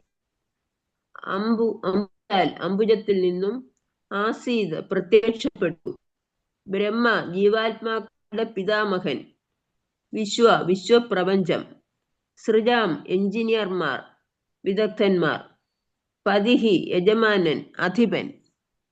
ഹരേ ഹരേ കൃഷ്ണ. കൃഷ്ണ. വിവർത്തനം ഭാവാർത്ഥം ഡിവൈൻ ഗ്രേസ് യേശു ഭക്തിവേദാന്ത സ്വാമി ശ്രീല പ്രഭുപാദ്. പുരുഷാവതാരത്തിന് ഒരു ഭാഗം പ്രപഞ്ചസാഗരത്തിൽ ശയിക്കുന്നു. അതായത് പുരുഷാവതാരങ്ങൾ നമ്മൾ പറഞ്ഞില്ല 3, അതിന്റെ ഒരു ഭാഗം ഈ പ്രപഞ്ച സാഗരത്തിൽ ശയിക്കുന്നു. പുരുഷാവതാര ശരീരത്തിലെ നാഭി സരസിൽ നിന്നും ഒരു താമരത്തണ്ട് പൊന്തി വരികയും ആ തണ്ടിന്റെ അഗ്രത്ത് വിടർന്ന ദിവ്യമായ താമരപ്പൂവിൽ സർവശക്തികളുടെയും അധിപനായ വിശ്വസൃഷ്ടാവായ പത്മസംഭവൻ, അതായത് ബ്രഹ്മദേവൻ പ്രത്യക്ഷപ്പെടുകയും ചെയ്തു. ഇനി അതൊന്ന് നമ്മളതെല്ലാം ഇപ്പൊ പറഞ്ഞു കഴിഞ്ഞാണ്. ഇനി അതൊന്ന് ജസ്റ്റ് വായിച്ചു കഴിഞ്ഞാൽ നമുക്ക് ക്ലാസ് വൈൻഡപ്പ് ചെയ്യാം. അപ്പം കൃഷ്ണമാരി മാതാജി തന്നെ വായിച്ചോളൂ ഭാവാർത്ഥം. ഹരേ കൃഷ്ണ. ഭാവാർത്ഥം. പ്രഥമ പുരുഷ അവതാരം കാരണോദകശായ വിഷ്ണുവാണ്. അദ്ദേഹത്തിന്റെ രോമകൂപങ്ങളിൽ നിന്നും അസംഖ്യം പ്രപഞ്ചങ്ങൾ ഉത്ഭൂതമാകുന്നു. ഓരോ പ്രപഞ്ചത്തിലും ഗർഭോദകശായി വിഷ്ണു പുരുഷാവതാരമായി പ്രവേശിക്കുന്നു. സ്വശരീര ജലത്താൽ സമൃദ്ധമായ അർത്ഥപ്രപഞ്ചത്തിനുള്ളിൽ അദ്ദേഹം ഗർഭോദകശായി വിഷ്ണു ശയിക്കുന്നു. അപ്രകാരം ശയിക്കുന്ന ഗർഭോദകശായി വിഷ്ണുവിന്റെ നാഭി സരസിൽ നിന്നും ബഹിർഗമിക്കുന്ന താമരത്തണ്ടിന്റെ അഗ്രത്ത് വിടർന്ന് മനോഹരമായ ദിവ്യാംബുജം ഉണ്ടാകും. അഖില ജീവാത്മാക്കളുടെയും സൃഷ്ടികർത്താവും പിതാവും പ്രപഞ്ച വിന്യാസ രൂപകൽപ്പനയിലും നിർമ്മാണ കർമ്മത്തിൽ ഏർപ്പെട്ടിരിക്കുന്നവനും സർവ്വദേവന്മാരുടെയും അധിപനുമായ ബ്രഹ്മദേവന്റെ ജന്മസ്ഥാനമാണ് ആ ദിവ്യപത്മം. താമരത്തണ്ടിനുള്ളിൽ പൂർണ്ണ അധികാരമുള്ള ഗ്രഹസമുച്ചയങ്ങളുടെ 14 വിഭജനങ്ങളുണ്ട്. അതിൽ ലൗകികാസക്ത ഗ്രഹങ്ങൾ മധ്യത്തിൽ സ്ഥിതി ചെയ്യുന്നു. അവയ്ക്ക് ഉപരിയായി മറ്റ് ശ്രേഷ്ഠ പ്രപഞ്ച സമൂഹങ്ങളും. അത്യുന്നതമായ വിധാനത്തെ ബ്രഹ്മലോകം അഥവാ സത്യലോകം എന്ന് വിളിക്കുന്നു. സംസാരികാസക്ത ഗ്രഹസമൂഹങ്ങൾക്ക് താഴെ അസുരന്മാരും അതേപോലുള്ള സാംസാരിക ജീവാത്മാക്കൾ നിവസിക്കുന്ന 7 നീച ഗ്രഹ സമൂഹങ്ങളും സ്ഥിതി ചെയ്യുന്നു. ഗർഭോദകശായി വിഷ്ണുവിന്റെ വിസ്തരണങ്ങളാണ് അഖില ജീവാത്മാക്കളുടെയും പരമാത്മാവായ ക്ഷീരോദായി വിഷ്ണു. അദ്ദേഹത്തെ ഹരി എന്ന് അഭിസംബോധന ചെയ്യുന്നു. പ്രപഞ്ചത്തിലെ സമസ്ത അവതാരങ്ങളും ഹരിയിൽ നിന്ന് ഉത്ഭവിക്കുന്നു. ആകയാൽ പുരുഷ അവതാരം ത്രിവിധ ഭാവങ്ങളിൽ പ്രത്യക്ഷമാകുന്നുവെന്ന് നിർണയിച്ചിരിക്കുന്നു. ആദ്യത്തേതായ കാരണോദകശായി സമ്പൂർണ്ണ ഭൗതിക ഘടകങ്ങളെ സൃഷ്ടിച്ച മഹത്തത്വത്തിൽ സഞ്ചരിക്കുന്നു. രണ്ടാമത്തേതായ ഗർഭോദകശായി ഓരോ പ്രപഞ്ചത്തിലും സന്നിവേശിക്കുന്നു. മൂന്നാമത്തേതും അവസാനത്തേതുമായ ക്ഷീരോദകശായി വിഷ്ണു സർവ്വ ഭൗതിക വസ്തുക്കളുടെ ചരവും അടവുമായ എല്ലാറ്റിന്റെ പരമാത്മാവാകുന്നു. പരമദൈവത്വ പുരുഷന്റെ സവിശേഷതകളെയും ഗ്രഹിക്കുന്ന ഒരാൾ ഭഗവാനെ ഉചിതമായി മനസ്സിലാക്കുന്നു. അപ്രകാരം ജ്ഞാതാവ് ജനന മരണ വാർദ്ധക്യ രോഗഗ്രസ്താവസ്ഥ തുടങ്ങിയ ഭൗതിക അവസ്ഥകളിൽ നിന്ന് സ്വതന്ത്രനാക്കപ്പെടുന്നു. ഈ വസ്തുതയെ ഭഗവത്ഗീതയിൽ ഉദ്ഘോഷിച്ചിരിക്കുന്നു. ഈ ശ്ലോകത്തിൽ മഹാവിഷ്ണു ശ്രദ്ധാവിഷയത്തെ സംഗ്രഹിക്കുന്നു. ആത്മീയ ആകാശത്തിന് നിശ്ചിത സ്ഥാനത്ത് ശേഷാനുസരണം മഹാവിഷ്ണു ശയിക്കുന്നു. അപ്രകാരം മഹാവിഷ്ണു കാരണസാഗരത്തിൽ ശയിച്ചുകൊണ്ട് അദ്ദേഹത്തിന്റെ ഭൗതിക പ്രകൃതി തൽക്ഷണം മഹത്വത്തിൽ സൃഷ്ടിക്കപ്പെടുന്നു. അപ്രകാരം ഭഗവത് ശക്തിയാൽ ഊർജപൂരിതമാകയാൽ എപ്രകാരം വൃക്ഷങ്ങൾ യഥാസമയം നിരവധി ഫലങ്ങളാൽ സ്വയം അലങ്കൃതമാകുന്നുവോ അപ്രകാരം ഭൗതിക പ്രകൃതി തൽക്ഷണം അസംഖ്യ പ്രപഞ്ചങ്ങളെ സൃഷ്ടിക്കുന്നു. വൃക്ഷവിത്ത് കൃഷിക്കാരനാൽ വിതയ്ക്കപ്പെടുന്നു. അങ്ങനെ വൃക്ഷം അഥവാ പടർച്ചെടി യഥാസമയം അനേകം ഫലങ്ങളാൽ സമർത്ഥമായി വളരുന്നു. കാരണമില്ലാതെ യാതൊന്നും തന്നെ സംഭവിക്കുന്നില്ല. ആകയാൽ കാരണസാഗരത്തെ കാരണഭൂത സാഗരം എന്ന് വിശേഷിപ്പിക്കുന്നു. കാരണം എന്നാൽ ഹേതുവായ അഥവാ കാരണഭൂതനായ എന്നർത്ഥം. നാസ്തിക സൃഷ്ടിതത്വം വിഡ്ഢിത്തമാകയാൽ അതിനെ നാം അംഗീകരിക്കില്ലേ? ഭഗവത്ഗീതയിൽ നാസ്തികരെ കുറിച്ചുള്ള വിവരണം നൽകിയിരിക്കുന്നു. സൃഷ്ടികർത്താവിൽ അവർ വിശ്വസിക്കുന്നില്ല. എന്നാൽ സൃഷ്ടിക്ക് ഉചിതമായ അവർക്കാകുന്നില്ല. പുരുഷാവതാര ശക്തി ഇല്ലെങ്കിൽ ഭൗതിക പ്രകൃതി സൃഷ്ടിക്കാനുള്ള ശക്തിയില്ല. പ്രകൃതി അഥവാ സ്ത്രീക്ക് പുരുഷാവതാരം പുരുഷൻ അഥവാ പുരുഷന്റെ ബന്ധം കൂടാതെ കുട്ടിയെ ഉത്പാദിപ്പിക്കാൻ സാധ്യമല്ലാത്തതിൽ പോലെയാണിത്. പുരുഷൻ ബീജം നൽകുന്നു, സ്ത്രീ പ്രസവിക്കുന്നു. സ്ഥലം പോലെ തോന്നുന്നെങ്കിലും ആട്ടിൻകഴുത്തിലെ മാംസളമായ സഞ്ചിയിൽ നിന്നും നാം ക്ഷീരം പ്രതീക്ഷിക്കരുത്. അതുപോലെ ഭൗതിക ഘടകപദാർത്ഥങ്ങളിൽ നിന്ന് നാം യാതൊരു സൃഷ്ടിശക്തിയും പ്രതീക്ഷിക്കരുത്. പ്രകൃതിയെ പൂരിതമാക്കുന്ന പുരുഷ ശക്തിയിൽ നാം നിശ്ചയമായി വിശ്വസിക്കണം. യോഗനിദ്രയിൽ ശയിക്കാൻ ഭഗവാൻ ഇച്ഛിക്കയാൽ പ്രപഞ്ചങ്ങളെ അവ ഓരോന്നിലും ഭഗവാൻ ശയിക്കുന്നു. ഇങ്ങനെ തൽക്ഷണ ആവിഷ്കൃതമായ അമേയമായ ശക്തി ഭഗവാൻ ഉള്ളതാകയാൽ ഉചിതവും കുറ്റമറ്റതുമായ ആസൂത്രണങ്ങളുടെ ഭഗവാൻ സ്വേച്ഛാനുസാരം പ്രവർത്തിക്കുന്നു.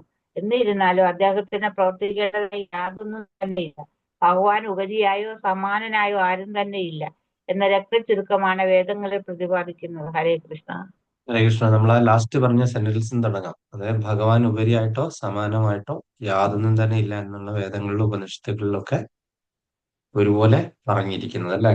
അപ്പം വേറൊരു കാര്യം നമുക്ക് മനസ്സിലാവും. ഒരു സൃഷ്ടി, ഈ സംഭവങ്ങളൊക്കെ ഉണ്ടെങ്കിൽ സൃഷ്ടി നടക്കുമോ? ഭൗതിക പ്രകൃതി, അതായത് ഒരു സ്ത്രീ തന്നെ നിരൂപിച്ചു കഴിഞ്ഞാൽ സൃഷ്ടി നടക്കുമോ ഇല്ലെന്നുള്ളതാണ് ഇന്നത്തെ പ്രഭാതര് നമ്മളോട് പറഞ്ഞിരിക്കുന്നത് അല്ലെ. പുരുഷൻ എന്നുള്ള അതുകൊണ്ട് നമ്മൾ ആ പുരുഷനെ ഇവിടെ നമ്മൾ അംഗീകരിച്ചേ പറ്റുള്ളൂ. മറ്റുള്ള ഒരുപാടുള്ള സിദ്ധാന്ത പ്രമാണങ്ങളൊക്കെ ഈ പ്രകൃതിയാണ് ഇതെല്ലാം ചെയ്യുന്നതെന്നൊക്കെ പറഞ്ഞു അല്ലെ. പ്രകൃതിയിൽ ഈ ഘടകങ്ങൾ ഉണ്ടെങ്കിലും അതിൽ പുരുഷന്റെ സന്നിവേശം ഇല്ല എങ്കിൽ ഭഗവാന്റെ ഒരു ദൃഷ്ടി കൊണ്ടാണ് പ്രകൃതിയെ മുഴുവൻ ഭഗവാൻ പുഷ്പിണിയാക്കിയത് അല്ലെ, ഫലഭൂയിഷ്ടമാക്കിയത്. ഈ പ്രകൃതി ഭഗവാൻ സൃഷ്ടിച്ചു കഴിഞ്ഞപ്പോൾ എന്താണ്, അതിങ്ങനെ തരിശായിട്ട് കിടക്കായിരുന്നു, ഒന്നും ഇല്ലാത്ത രീതിയിൽ ഇങ്ങനെ കിടക്കുമായിരുന്നു അല്ലെ. അപ്പൊ ഭഗവാൻ ഒറ്റ ദൃഷ്ടി കൊണ്ട് ഭഗവാന്റെ പ്രകൃതിയെ എന്താണ് ഫലഭൂയിഷ്ടമാക്കി മാറ്റി. അല്ലെങ്കിൽ പ്രകൃതിയുടെ അവസ്ഥ എന്താണ്, ഒന്നുമില്ലാതെ ഇങ്ങനെ തരിച്ചു ഭൂമി, മരുഭൂമിയിൽ കൂടെ നമ്മൾ നടന്നിട്ട് എന്താ കാര്യം? എന്തെങ്കിലും ഉണ്ടോ? ഇല്ല. അപ്പം ആ പ്രകൃതിയില് എന്താണ് ആ ഭഗവാന്റെ ആ ഒരു ദൃഷ്ടി കൊണ്ട് തന്നെ പ്രകൃതിയെ മുഴുവനും എന്താണ് ഇത് ഫലഭൂയിഷ്ടമാക്കിയതുപോലെ തന്നെ ഈ ഭൗതിക ഈ മഹത്തത്വം ഒക്കെ അവിടെ ഉണ്ടെങ്കിലും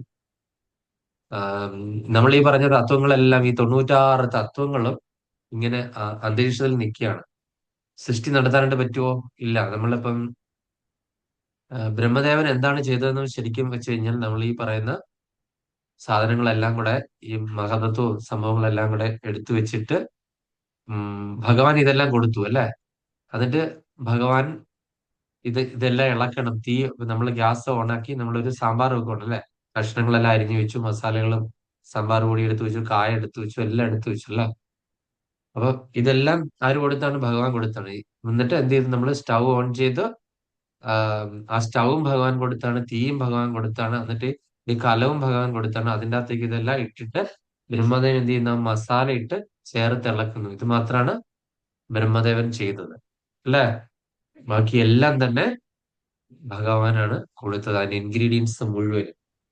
അപ്പൊ അതുകൊണ്ട് നമ്മൾ ആ ഭഗവാന്റെ ആ പൗരുഷം അല്ലെങ്കിൽ ആ ഒരു പരമപുരുഷൻ എന്നുള്ള ആ ഒരു ഇത് നമ്മൾ അംഗീകരിച്ചേ മതിയാവൂ എന്നാണ് ഇവിടെ അടിവരയിട്ട് പറഞ്ഞിരിക്കുന്നത്. ഭൗതികവാദികളായിട്ടുള്ള ആൾക്കാര് മറ്റു പല കാര്യങ്ങളും ഇങ്ങനെ പറയുന്നുണ്ട്. ഈ മായാവാദികളുടെ അടുത്ത് അദ്വൈത സിദ്ധാന്തമൊക്കെ പഠിക്കാൻ പോയി കഴിഞ്ഞു കഴിഞ്ഞാൽ ഈ സൃഷ്ടിയെ പറ്റിയൊക്കെ ഒരുപാട് വ്യാഖ്യാനങ്ങളൊക്കെ അവർ ഭയങ്കര തത്വം സയന്റിഫിക് ആണെന്ന് തോന്നും. പക്ഷെ നമുക്ക് മനസ്സിലാകാം എന്താണ്. അതാണ് പ്രഭുപാദര് പറഞ്ഞിരിക്കുന്നത്. ഈ ആടിന്റെ ഇവിടെ ഇങ്ങനെ തൂങ്ങിക്കിടക്കുന്ന രണ്ട് മണികൾ കണ്ടു കഴിഞ്ഞാൽ അതിൽ നിന്ന് നമുക്ക് പാല് പ്രതീക്ഷിക്കാൻ പറ്റുമോ? ഇല്ലല്ലോ. അത്രയേ ഉള്ളൂ. അതിന്റെ എക്സാമ്പിൾ ആണ്. നമ്മൾ ഒരിക്കലും അതിൽ നിന്ന് പാല് പ്രതീക്ഷിക്കരുത്. അതാണ് അതിന്റെ ഉദാഹരണം. ഇനി നമ്മൾ ബ്രഹ്മദേവനെ പറ്റി ഇവിടെ തുഞ്ചത്ത് രാമാനുജൻ ഇൻകസിന് പറഞ്ഞിരിക്കുന്നത് ഹരിനാമകീർത്തനം കയ്യിലുള്ളത് കാരണം ഞാൻ അതുകൂടെ പറഞ്ഞേക്കാം. കൃത്യം ആ ശ്ലോകം തന്നെ ഞാൻ എടുത്തു വെച്ചിരിക്കുകയായിരുന്നു. മുമ്പത്തെ അയ്യഞ്ചും അത് നോക്കാനായിട്ട് എടുത്തപ്പം അംഭോജ സംഭവനും അൻപോടു നീന്തിപത വന്മോഹവാരിതിയിൽ എന്നേടമോർത്തു മമ വൻപേടി പാരം ഇവൻ അമ്പോടടായ്വതിനു മുമ്പേ തൊഴാമടികൾ നാരായണായ നമ. ആരാണ് ഈ അംഭോജ സംഭവൻ? പറഞ്ഞു തീർത്തിയുള്ളൂ. ആരാ അംഭോജ? ആരാണ്? താമര. താമരയിൽ ഉണ്ടായ ആള് ബ്രഹ്മദേവൻ അല്ലെ? വൻമോഹവാരിതിയിൽ, സത്യം എന്തെന്നറിയാത്ത മോഹസമുദ്രത്തിൽ അൻപോട് നീന്തി തിരിഞ്ഞു തിരിഞ്ഞു ഞാനതാണല്ലോ ഇപ്പൊ പറഞ്ഞ തപായൊക്കെ പറഞ്ഞപ്പോ ഞാൻ പറഞ്ഞില്ലേ, നീന്തി അങ്ങോട്ടും ഇങ്ങോട്ടും നടന്ന് കഷ്ടപ്പെടേണ്ടി വന്നു. അപ്പൊ വൻ പേടി, വലിയ ഭയം അദ്ദേഹത്തിന് തോന്നി അല്ലെ? അപ്പൊ അത്യന്തം ഇവനിൽ അപ്പൊ മുമ്പേ അടികൾ. അപ്പൊ അതുകൊണ്ട് ഞാൻ എന്താണ് ഈ ഭഗവാന്റെ നാരായണന്റെ പാദകമലങ്ങളിൽ ഞാന് ആശ്രയിക്കുന്നു. കാര്യം എന്താണ്? പേടി തോന്നി. ചുറ്റുപാട് ചുറ്റും നോക്കിക്കഴിഞ്ഞപ്പോൾ എന്താണ്? ശൂന്യത മാത്രമേ കാണുള്ളൂ അല്ലെ? അപ്പൊ അതിന്റെ ബ്രഹ്മദേവന് സത്യം എന്തെന്നറിയാതെ മോഹസമുദ്രത്തിൽ തിരിഞ്ഞു വളരെ നാൾ നീന്തി കഴിയേണ്ടി വന്നു. കഷ്ടം. ഈ കാര്യം ആലോചിച്ച് എനിക്കും വളരെ ഭയം തോന്നുന്നു. അത് അത്യധികം ഇവനെ ബാധിക്കാതിരിക്കുന്നതിന് ആദ്യമേ ഭഗവാന്റെ പാദങ്ങൾ ഭക്തിപൂർവ്വം കുമ്പിടാം. ഞാൻ നാരായണനായിട്ട്, അങ്ങനെയുള്ള നാരായണനായിട്ട് നമസ്കാരം. അപ്പൊ പിന്നീട് നമ്മളിപ്പോ ഈ പറഞ്ഞിരിക്കുന്ന ഈ ശ്ലോകയിൽ നമ്മളിപ്പം വായിച്ച ഈ ശ്ലോകത്തിൽ ഭാഗവതം പക്ഷെ ഇവിടെ പറയുന്നത് 3-ാം സ്കന്ധത്തിലെ 8-ാം അധ്യായത്തിലുള്ള ഒരു കഥയാണ് ഇതിനകത്ത് പറഞ്ഞിരിക്കുന്നത്. താമരത്തണ്ടിലുള്ള ഉത്ഭവവും 4 തലയായിട്ട് വരുന്ന ഒരു ഒരു കുറച്ച് നന്നായിട്ട് എക്സ്പ്ലെയിൻ ചെയ്തിട്ടുണ്ട്. നമുക്ക് അതിലേക്ക് കാര്യം എനിക്ക് അത് വായിക്കാനുള്ള മാനസിക അവസ്ഥ ശരിയല്ലായത് കാരണം നല്ല സഫോക്കേഷൻ ഉള്ളത് കൊണ്ട് നമുക്ക് ക്ലാസ് വൈകിട്ട് എന്തെങ്കിലും സംശയം ഉണ്ടെങ്കിൽ ചോദിക്കാം, അല്ലെങ്കിൽ നമുക്ക് ഓരോ പോയിന്റ് പറഞ്ഞിട്ട് നിർത്താം. ഹരേ കൃഷ്ണ.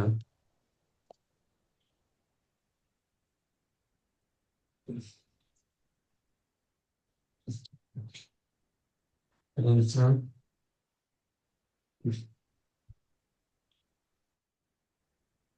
എല്ലാരും ഉറങ്ങിയോ? പോയിന്റ് ഒന്നും ഇല്ല ഇല്ലേ? പ്രഭു, ഇല്ല. ഉറക്കം വന്നാലും പക്ഷെ പോയിന്റ് ഇതൊക്കെ എന്ന് കേൾക്കുമ്പോൾ പറഞ്ഞത് പ്രഭു, ഏ നമ്മൾ മുമ്പൊക്കെ ഈ നാമമൊക്കെ ജപിക്കുമ്പോ എന്തെങ്കിലും അർത്ഥം മനസ്സിലാക്കിയായിരുന്നു ഇത് ജപിച്ചോണ്ടിരുന്നത്. ഒന്നുമല്ല. എന്തെങ്കിലും ചുമ്മാ അങ്ങ് ഹരിനാമകീർത്തനം വായിക്കും. എത്ര വലിയ ടോപ്പിക്കാന്ന് എനിക്ക് പറഞ്ഞറിയിക്കാൻ വയ്യ. ഓ, ഭയങ്കര തത്വം അതിനകത്തിരിക്കുന്നത്. ആ ഒന്നായ നിന്നേഹ അതിൽ തന്നെ എന്തുമാത്രം ഉണ്ടല്ലേ? ഒന്നായ നിന്നേഹ തുടക്കത്തിൽ തന്നെ ഓങ്കാരമായ പൊരുൾ മൂന്നായി പിരിഞ്ഞതിനെ ആങ്കാരമായതിനു താൻ തന്നെ സാക്ഷിയതു ബോധം വരുത്തുവതിനാളായി നിന്ന പരമാചാര്യ രൂപ ഹരിനാരായണായ നമ. അങ്ങനെ ഇങ്ങ് തുടങ്ങുവാണ്. അതിൻ്റെ അകത്ത് പറഞ്ഞിരിക്കുന്ന പ്രാസങ്ങളും വാക്കുകളൊക്കെ ഒപ്പിച്ച് അലങ്കാരവും വൃത്തമൊക്കെ വെച്ചിട്ട് എങ്ങനെ ഇങ്ങനെ പറയാൻ പറ്റും? ഇപ്പൊ ഞാൻ ഈ പറഞ്ഞ അംഭോജ സംഭവനെ അത് എത്ര ബുദ്ധിമുട്ടാണ് നമുക്കൊന്ന് വായിക്കണം അല്ലെ? അതിങ്ങനെ പദങ്ങൾ ഇങ്ങനെ അടുക്കി വെച്ചിട്ട് ഓരോ അക്ഷരത്തിന് 51 അക്ഷരം വെച്ചിട്ടാണ് ആ എഴുത്തച്ഛൻ അതിനകത്ത് കളി കളിച്ചിരിക്കുന്നത് അല്ലേ? സമ്മതിക്കണം.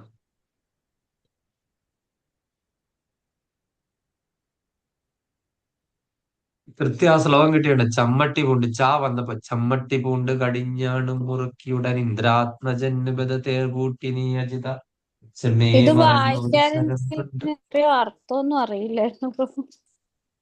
നമ്മളൊന്നും അർത്ഥം അറിയാതെ പീലിയിലെ എത്ര നാളായി കിടന്ന് പാടിക്കൊണ്ടിരിക്കുന്നു. നമ്മൾ ക്ഷേത്രത്തിൽ എനിക്ക് ഓർമ്മ വെച്ച നാൾ മുതൽ നമ്മൾ ഈ പാട്ട് കേൾക്കുന്നതാണ്. അതായത് നമുക്കൊന്നും അറിയത്തില്ല. ഹരിനാമകീർത്തന്റെ നിങ്ങള് ശരിക്കും അർത്ഥം പറഞ്ഞ് മനസ്സിലാക്കണമെങ്കിൽ നിങ്ങൾ ആ സുസ്മിത ജഗദീശിന്റെ പേജ് ഫോളോ ചെയ്തിട്ട് ഹരിനാമകീർത്തനം അത് ഒന്നാമത്തെ ശ്ലോകം തൊട്ട് കേട്ട് തുടങ്ങാം. ഭയങ്കരമായിട്ട് അവര് നന്നായിട്ട് ഒരു ടീച്ചറാണ്, സംസ്കൃതം ടീച്ചറാണ്. ഇപ്പൊ കൃഷ്ണബോധത്തിലല്ലെങ്കിലും സുസ്മിത അർത്ഥമുണ്ടോ പ്രഭു? ഞാനത് അർത്ഥം ഞാനത് മുഴുവൻ കേട്ടിരുന്നു. സുസ്മിത ജഗദീശിന്റെ മുഴുവൻ കേട്ടിരുന്നു. പക്ഷെ ഇപ്പൊ എനിക്ക് ഒരു ഓർമ്മയും കിട്ടുന്നില്ല. ഒരു വർഷത്തിന് മുൻപെയാണ് ഞാനത് യൂട്യൂബിൽ എങ്ങനെയോ അവരുടെ ഇത് വന്നതാണ്. നല്ലതായിട്ട് പാടുവര്, നന്നായിട്ട് പാടുകയും ചെയ്യാം, സംസ്കൃതം നന്നായിട്ട് അറിയുകയും ചെയ്യാം.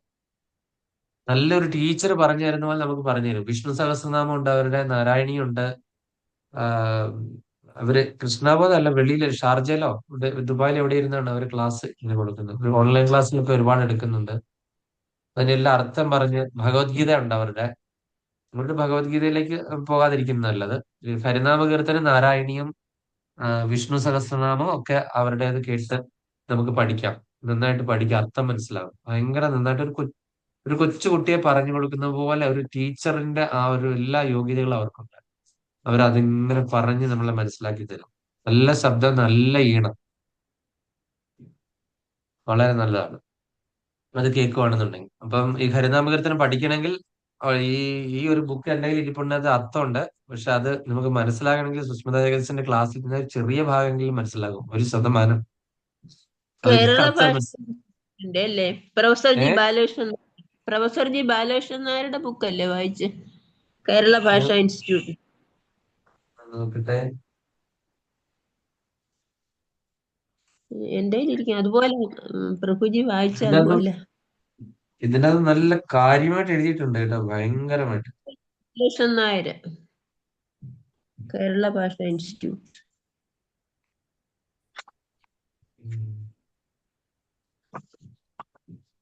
വായിക്കാം. National book stall, professor G Balakrishnan Nair.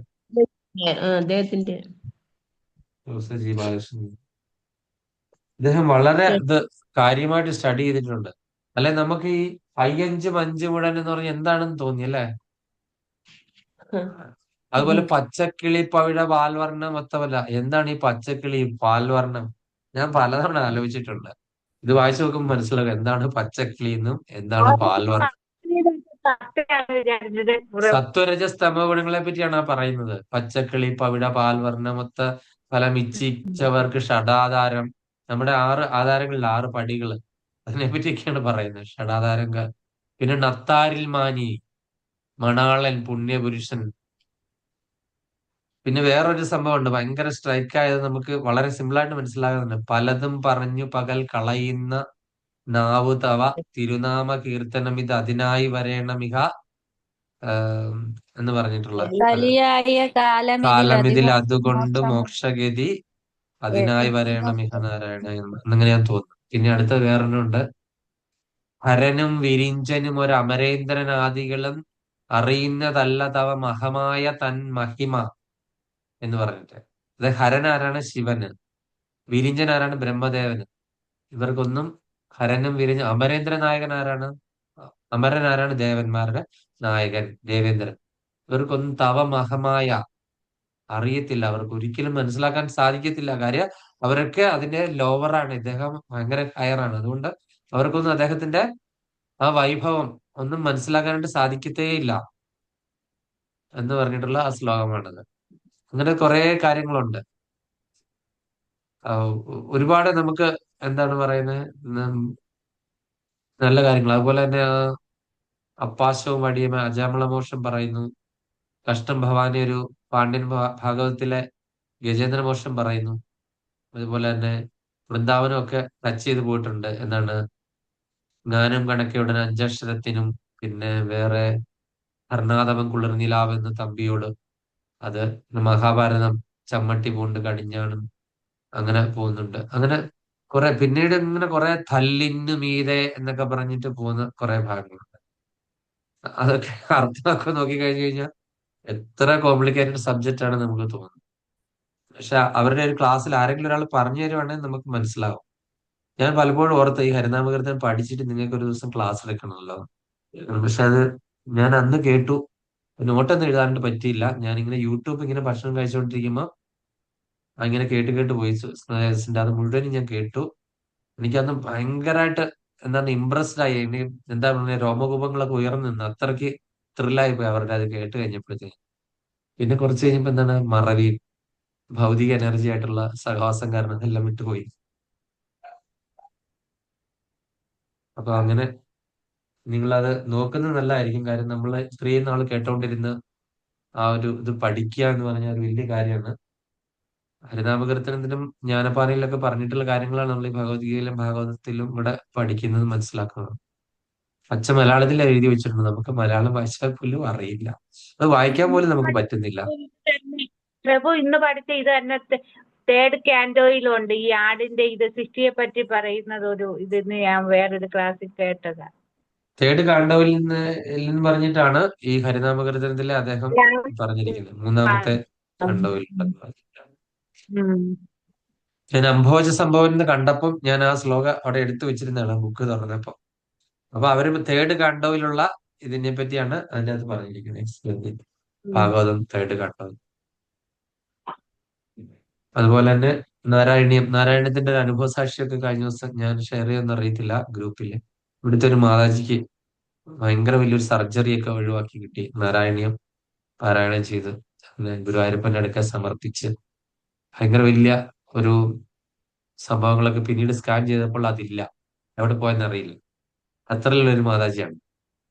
മാതാജിയുടെ ഒരു യൂട്യൂബ് ഉണ്ടായിരുന്നു, ഞാൻ നിങ്ങൾക്ക് ഷെയർ ചെയ്യുമെന്ന് എനിക്കറിയില്ല. നമ്മുടെയൊക്കെ ഗ്രൂപ്പുകളിൽ ഇങ്ങനെ ഓടി നടക്കുന്നുണ്ടായിരുന്നത്. അങ്ങനെ അപ്പം സംശയങ്ങളൊന്നും ഇല്ല എങ്കിൽ പോയിന്റ് ഉണ്ടോ? പോയിന്റ് ഉണ്ടെങ്കിൽ പറയാം. പോയിന്റ് ആയിട്ട് പ്രഭു ഇന്നിപ്പോ ഭഗവാന് ഉപരിയായോ സമാനമായോ യാതൊന്നുമില്ല. പറഞ്ഞ മൂന്ന് പുരുഷാവതാരങ്ങള് വിഷ്ണു അവരെ പറ്റിയാണ്. അതാണ് ഇന്ന് മൊത്തം ഞാൻ നോട്ട് ചെയ്തിട്ടുള്ളൂ. ഹരേ കൃഷ്ണ. കൃഷ്ണമാരി മാതാജിക്ക് ഇത് അത് ഒരു പോയിന്റ് ഒന്നും ഓർക്കുന്നില്ല. നമ്മൾ മഹത്വത്വത്തിനെ പറ്റി ആയിരുന്നു കൂടുതലും പറഞ്ഞത്. മഹത്വത്വം 16 കാര്യങ്ങൾ അല്ലെ? 16 പഞ്ചഭൂതങ്ങളെ, പഞ്ചേന്ദ്രിയങ്ങളെ, ഭൂതങ്ങളെ, ജ്ഞാനേന്ദ്രിയങ്ങളെ, കർമ്മേന്ദ്രിയങ്ങളെ, കർമ്മേന്ദ്രിയ വിഷയങ്ങളെ, അങ്ങനെ അത് 96 എണ്ണത്തിലേക്ക് പോകുമ്പോഴാണ് ഈ വിഷയങ്ങളൂടെ കൂടി അതിന് കൂടെ വരുന്നത്. 96ലേക്ക് പോകുന്നു. ഓക്കെ, ഇനി അടുത്തത് രാധാമാതാജിക്ക് എന്തെങ്കിലും?